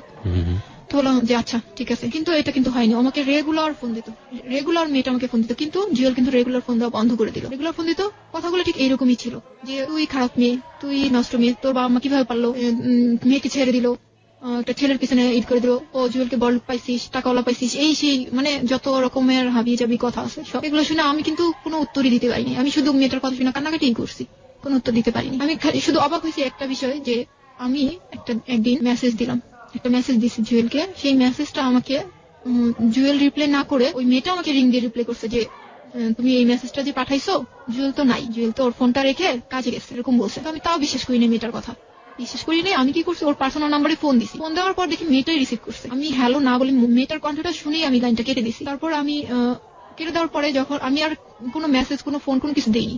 তার কিছুক্ষণ পরেই যখন জুয়েল বাসায় ফিরছে, মনে হয় আমি জানি না কেন জানি ও আমাকে ফোন দিছে, হয়তোবা ওই মেয়েটার কাছেই শুনছে যে আমি ফোন দিছি, মেয়েটা রিসিভ করছে, এরকম শোনার পর আমাকে ফোন দিছে হয়তোবা। ফোন দেওয়ার পর যখন ও ফোন দিছে তখনই আমি সাথে সাথে জিজ্ঞেস করছি, আচ্ছা তুমি আমাকে একটা প্রশ্নের অ্যান্সার দিবা? বলে জি কি? বলছি যে একটা মেয়ে কতটুকু অধিকার দিলে তোমার পার্সোনাল ফোনটা রিসিভ করতে পারে? তখন ও আমাকে বলে যে আসলে কি, আমার ফোনটা তো আমি রেখে গেছি, ওর একটা ফ্রেন্ড ছিল রেজন নাম, তো বললো যে রেজনকে বলছিলাম ফোনটা নিয়ে আসার জন্য, ও নিয়ে আসেনি, এর মধ্যে দেখছি যে আমার ফোনটা বাজতেছে, তো সুমা রিসিভ করছে, এরকম বোঝাইলো আমাকে। আমি বললাম আচ্ছা রিসিভ করছে ভালো কথা, আমাকে এত বাজে বাজে কথা কেন বলে? তুমি কি কিছু বলবা? তুমি কি আমাকে সত্যিটা বলবা আসলে কি হয়েছে, সমস্যা কোন জায়গায়, বা তোমার সাথে মেয়েটার কি কোনো রিলেশন, তুমি আমাকে বলো। কিছুই বলে না, যে না আমার মেয়েটার সাথে কিছুই না, মেয়েটার সাথে আমার কিচ্ছু না। যখন আমি এই কথা তুলি একটা বেশি খেয়াল করছি যে অনেক বেশি রেগে যায়, কথাটা এড়াই যেতে চায়, বলতে চায় না যে মেয়েটার সাথে ওর কি রিলেশন, বলতে চায় না। কোনোভাবেই আমি জানতে পারি না মেয়েটার সাথে ওর কি সম্পর্ক। তারপর যাই হোক, এরকম করে একটা বছর মেয়েটা আমাকে ফোন দেয়, একটা বছর ওর সাথে মেয়েটার সাথে কন্টিনিউ কথা বলি, এরকম ও আমার বিষয় জানতে পারে, আমি ওর বিষয় জানতে পারি। তারপরে আমি একটা অনুষ্ঠানে যাই, সেখানে হঠাৎ করে মেয়েটা ফোন দেয়, তো মেয়েটার সাথে এত বাজে বাজে কথা বলতেছিল যে আমি ওর সাথে পারতেছিলাম না, কথার অ্যান্সার দিতে পারতেছিলাম না। তখন আমার এক আন্টি ছিল, যে আন্টির কথা আমি বলছি, অ্যাডভোকেট, ওই আন্টি ছিল সাথে আমার। আমি আন্টিকে ফোনটা দিয়ে দিছি, আন্টি দেখেন মেয়েটা আমাকে কি বলতেছে, এত খারাপ কথা বলছে। তো মেয়েটাও গালাগালি করতেছে, আন্টিও অনেক গালাগালি করছে। তার কিছুক্ষণ পর অনুষ্ঠান শেষ করে আমি যখন ফিরতেছি, বাসার দিকে ফিরতেছি, তখন আমি দেখি যে জুয়েলের যে পার্সোনাল নাম্বার আছে ওটা থেকে আমাকে ফোন আসছে। ফোন আসার পর ও আমাকে এই ফোনটা ছিল ওর অনেকদিন পরে, প্রায় 20 দিন কি 25 দিন পর আমাকে ফোনটা দেওয়া। এই ফোনটা দেওয়ার পরে যে আমাকে কথাগুলো খুব খারাপ করে বলতেছিল, জুয়েল, হ্যাঁ খারাপ করে বলতেছিল, এবং তুই করে বলতেছিল। হ্যাঁ ফার্স্ট টাইম আমাকে তুই করে বলতেছিল। আমি ওরে কিছুই বলিনি, কিছুই বলতে পারিনি। আমি শুধু বলছি যে আমি মেয়েটাকে গালাগালি করছি সেটা তোমার লাগছে, আর মেয়েটা যে আমাকে এত কিছু বলছে, আমি যে তোমাকে এতবার বললাম যে মেয়েটা আমাকে এত কিছু বললো, সেটা তোমার একটু লাগলো না? আমি তোমার ওয়াইফ, ও আমাকে এত কিছু বলছে, সেটা আমি তোমাকে বললাম, তুমি সেটা নিয়ে কোনো প্রতিবাদ করলো না, আর মেয়েটাকে আমি বকা দিছি, সেটাতে তুমি আমাকে এরকম গালাগালি করতেছো। বলে যে তখনই আমাকে ফার্স্ট বললো যে তুই এখনো পেপারটা হাতে পাস নাই। বললাম যে কিসের পেপার? তো তখনই আমাকে বললো যে পাবি, জলদি তুই একটা পেপার পাবি। যেদিনই কথা বলার পর ওর কথা সহ্য করতে না পেরে আমি এক প্রকার লাইনটা কেটে দিই, কথা বলতে চাই না, বাসায় চলে আসি। সারাক্ষণ একটা টেনশন যে কি হইতেছে। আর দেখা যাচ্ছে মিনিটে আমাকে ফোন দিত মেয়েটা, হ্যাঁ একটু পর ফোন দিত। একদিন ফোন দিছে, ফোন দেওয়ার পর দেখি যে আমাকে বলছে যে তোর মেয়েটা বলতে চায় তোর জুয়েল বাবার সাথে কথা বলিস না এখন, এরকম বলতেছে। এখন আমিও বলছি যে যদি তোর সাহস থাকে তাহলে তুই তোর জুয়েল বাবাকে ফোনটা দে, এরকম বলছি আমি। তো ফোনটা না দিয়ে দুজন ওই ফোনটা কাটিনি, নায়িকারিতে ওরা দুজন ওখানে ঝগড়া করতেছে, আমি শুনতেছি, দুজনেই খুব ঝগড়া করতেছে, তুই তোমার করে কথা বলতেছে, আমি এগুলো শুনতেছি। তখন আমি দুজন ঝগড়া করতেছি, ফোনটা কিন্তু কাটিনি, আমি শুনতেছি এই পাশ থেকে যে ওরা ঝগড়া করতেছে এবং দুজনে তুই করে কথা বলতেছে, আমি শুনতেছি। তখন আমি বুঝতে পারলাম যে ওরা একসাথেই থাকে এবং একসাথে ওরা বসবাস করতেছে, ওদের মধ্যে অবশ্যই কোনো রিলেশন আছে। তখন আমি বুঝতে পারছি। তারপর আমি ওদের ফোনটা কেটে বাসায় আসি, বাইরে ছিলাম আমি। বাসায় এসে তারপর আমি আম্মুকে সেদিন আমি সব বলছি, আম্মু আমাকে এই মেয়েটা আমাকে ফোন দেয় এবং এগুলো কথা বলে। তো আমার আম্মু বলে তুমি জুয়েলকে বলছো? বলছি, জুয়েল আমার সাথে এই করতেছে, জুয়েল আমাকে এই ভাষায় কথা বলছে, আমাকে এই গালিটা দিছে, এরকম বলছি। তখন আমার মা ওর সাথে কথা বলার জন্য অনেক চেষ্টা করছে, কিন্তু যখনই আমি ফোন দেই ও তো ফোন দেওয়া বন্ধই করে দিছে। ও টোটালি ফোন বন্ধ করে দিছে যে আমাকে আমার ফোন দিবেই না। আমি অনেক চেষ্টা করছি ওর সাথে কথা বলার জন্য, অনেক ফোন দিছি। দেওয়ার পর ও ফোন রিসিভ করলে ও যখনই দেখে যে আমার ভয়েসটা, তখনই ও লাইন কেটে দেয়। যখনই আমার ভয়েসটা শুনে তখনই ও লাইনটা কেটে দেয়। তারপর আমার কিছুতেই যোগাযোগ করতে পারি না, না আমার বাবা মার সাথে কথা বলে দিতে পারতেছি, না আমার সাথে কথা বলে। আমি জানতেই পারলাম না যে কেন ও এরকম করতেছে। আমাকে সরাসরি কেন বলে না, কিছুই না বলতেছে মেয়েটার সাথে রিলেশন আছে, না আমাকে কিছু বলতেছে। মেয়েটাকে দিয়ে আমাকে গালাগালি করতেছে, আর মেয়েটা যখন বলতেছে তখন ও আমাকে রিং করে গালাগালি করতেছে। এই অবস্থা চলতেছে 2009 সাল নভেম্বরের 23 তারিখ আমি একটা পেপার হাতে পাই। পেপারটা ছিল এরকম যে স্বামী কর্তৃক তালাকের নোটিশ। পেপারটা আমার সামনে রয়েছে, আমি একটু আমাদের শ্রোতাদেরকে পড়ে শোনাতে চাই। 2009 সালে কত সালে পেয়েছিলেন এটা? 2009 সালে কত তারিখ? নভেম্বরের 23। 1961 ইংরেজি সালের মুসলিম পারিবারিক আইন এর 7-1 ধারা মতে স্বামী কর্তৃক তালাকের নোটিশ। জনাবাদ, যথাযথ সম্মানপূর্বক আমি নিম্ন স্বাক্ষরকারী, আপনার হাজবেন্ডের নাম, তার পিতার নাম এবং তার গ্রাম ঠিকানা, তারপরে হলো এখানে care of professor Habiba Begum. উনি ওনার বাড়িতেই ওনারা মানে ভাড়া থাকে, ওনার কেয়ার অফ দেওয়া আছে ওনাকে। আর এখানে যেটা আছে যে নিকানামা, আপনাদের বিয়ে হয়েছিল 2002 তারিখে। না, এটা ও এখানে একটা কথা আছে, যেহেতু ও বিয়ের তারিখটা ঠিক মতো লিখতে পারে না। এখানে যে কাজটা হয়েছে, ও যে তারিখটা দিচ্ছে তালাকের তারিখটা, সেটা হচ্ছে 2008-এ যখন ও দেশে আসছে, যখন ও এখান থেকে যায়, সেই তারিখটা কিন্তু ও দিয়ে তালাকটা পাঠাইছে। কিন্তু পেপারটা কিন্তু আমি টানা 1 বছর পর পাইছি। আচ্ছা, তার মানে ও দেশে এসে যখন আপনার সাথে ভালো ব্যবহার করেছে তখন কিন্তু ওই পেপারটা ও সাইন করছে, মানে ও দেখাইছে যে ওই তারিখে যাওয়ার সময় আমি এই তালাকটা দিয়ে গেছি। এখানে যে রেজিস্টার অফিসের আমি সিল সাপোর্টটা পাচ্ছি, সেটা হচ্ছে ডেমারিয়া থানা, কেরানীগঞ্জ জেলা। কেরানীগঞ্জ থেকে জিনিসটা করেছে। কেরানীগঞ্জে কি আপনার জানা মতে? না, আমার জানা মতে ওখানে আমি কাউকে চিনি না, বা ওর কেউ আছে আমার মনে হয় না। ওকে, তাহলে সালটা মানে ডেটটা পিছনে দিয়ে সে কাজটা করেছে। আপনার নাম আছে এখানে এবং আপনার বাসার অ্যাড্রেস, তারপরে লিখেছে বিবাহ পর হইতে আপনার কারণ যেটি দেখিয়েছে, উক্ত স্ত্রী স্বামীকে মানসিকভাবে নির্যাতন করে, টাকা পয়সা দাবি করে, মনের অমিল বনিবানা হয় না। তারপরে লিখেছে যাহা শরীয়তের সম্পূর্ণ পরিপন্থী বিধায় 27/1/2009 ইংরেজি তারিখে আমি নিম্ন স্বাক্ষরকারী স্বেচ্ছায় সজ্ঞানে সুস্থ মস্তিষ্কে অন্যের বিনা প্ররোচনায় আপনার নাম 1 তালাকে বায়েন করিয়া বিবাহ বন্ধন ছিন্ন করিলাম। তারপরে মর্মতকরণ হলো, নিবেদক হচ্ছে আপনার হাজবেন্ডের নাম, ওর সাইন তো না এখানে, মোহাম্মদ আব্দুল্লাহ আল কাউসার। এটা কি ওর সাইন? না, এটা আমার মনে হয় না যে ওর হাতের লেখা। নিবেদক মোহাম্মদ আব্দুল্লাহ আল কাউসার। আপনার বিবাহের কাবিননামাটা কই? এখানে আছে। আপনার বিবাহের কাবিননামায় ওর হাতের সাইনটা কই? এখানে তো এখানে না, এখানে আপনাদের দুজনের সাইনই তো অবশ্যই নিশ্চয়ই থাকবে। এই যে আব্দুল্লাহ আল কাউসার, রাইট? ওকে, আমি আমার শ্রোতাদেরকে বলছি, আমি আমার নিজের 2 চোখ দিয়ে যেটা দেখতে পাচ্ছি, সেখানে যেটা মনে হচ্ছে আমার কাছে যে ইয়েস, এই সাইনটা তো নিজে করেছিল, রাইট? হ্যাঁ, এটাও নিজে করছে। আপনি কি 2 বছরে বুঝতে পেরেছেন যে এই দুজনের সাইন একরকম না? একরকম না। আমি পেপারটা হাতে পাওয়ার পরেই বুঝতে পারছি যে এটা ওর সাইন না। এবং এখানে যেটা মজার বিষয় হচ্ছে যে কাবিননামাতে যে সাইনটা আছে আব্দুল্লাহ আল কাউসার, সেখানে আব্দুল্লাহ বানানটা হচ্ছে ঠিক আছে, এখানেও ঠিক আছে, আল ঠিক আছে। আব্দুল্লাহর পরে উনি কোনো হাইফেন ইউজ করেননি, ওখানে আলের পরে কোনো হাইফেন নাই, এখানে হাইফেন ইউজ করা হয়েছে। কাউসার বানানে ও লিখেছে কয় আকার রস্য মূর্ধন্য শয় আকার আর বয়শূন্য র। কিন্তু তালাক নামাতে দেখলাম কাউসার বানানে লেখা হয়েছে কয় আকার ও, এখানে রস্যটা নেই এবং হাতের লেখার মধ্যে কোনো মিল নেই। তার মানে এটা আপনার হাজবেন্ডের সাইন না, কিন্তু আপনার হাজবেন্ড যে কোনো কাউকে দিয়ে এই কাজটি করিয়েছে। এবং এখানে কেরানীগঞ্জ থানার সিলসাপুর সরকারি অফিসারের যেটা থাকার কথা সেটা এখানে আছে। কি স্টোরির মুখোমুখি হয়েছে বাবা আজকে। ওকে, তারপরে এটা পাওয়ার পরে কি হলো, কি বললেন? এটা পাওয়ার পরে আমি তো যখন হাতে পাই তখন তো মানে হয়ে গেছে, একদমই শক্ত হয়ে গেছি। কি করব কিছুই বুঝতে পারি না। ওর সাথে যোগাযোগের অনেক চেষ্টা করছি, ওর ফ্যামিলিতে যোগাযোগের চেষ্টা করলাম। ওর ফ্যামিলিতে কি হয়েছে যে ওর বাবা মার সাথে আমাকে কথা বলতে দেয় না। আমি যে নাম্বারটাই ফোন দিতাম সেই নাম্বারটা ব্যবহার করতো ওর ভাই, ওর বড় ভাই। ওর ভাইকে যখন আমি ফোন দিলাম, আমি তখন বললাম যে আমাকে একটু মাকে দেন, আমি একটু কথা বলবো, মার সাথে একটু কথা আছে। তখন বললো যে যা বলার তুমি আমার সাথেই বলো। বড় ভাইটা বললো যা বলার তুমি আমার সাথেই বলো। আমি বললাম যে আপনার ভাই এরকম করার মানে কি? মানে তার সাথে তো আমার কিছুই হয়নি, না ঝগড়াঝাটি কিছুই হয়নি, তাহলে হঠাৎ করে পেপার পাঠায় দিল।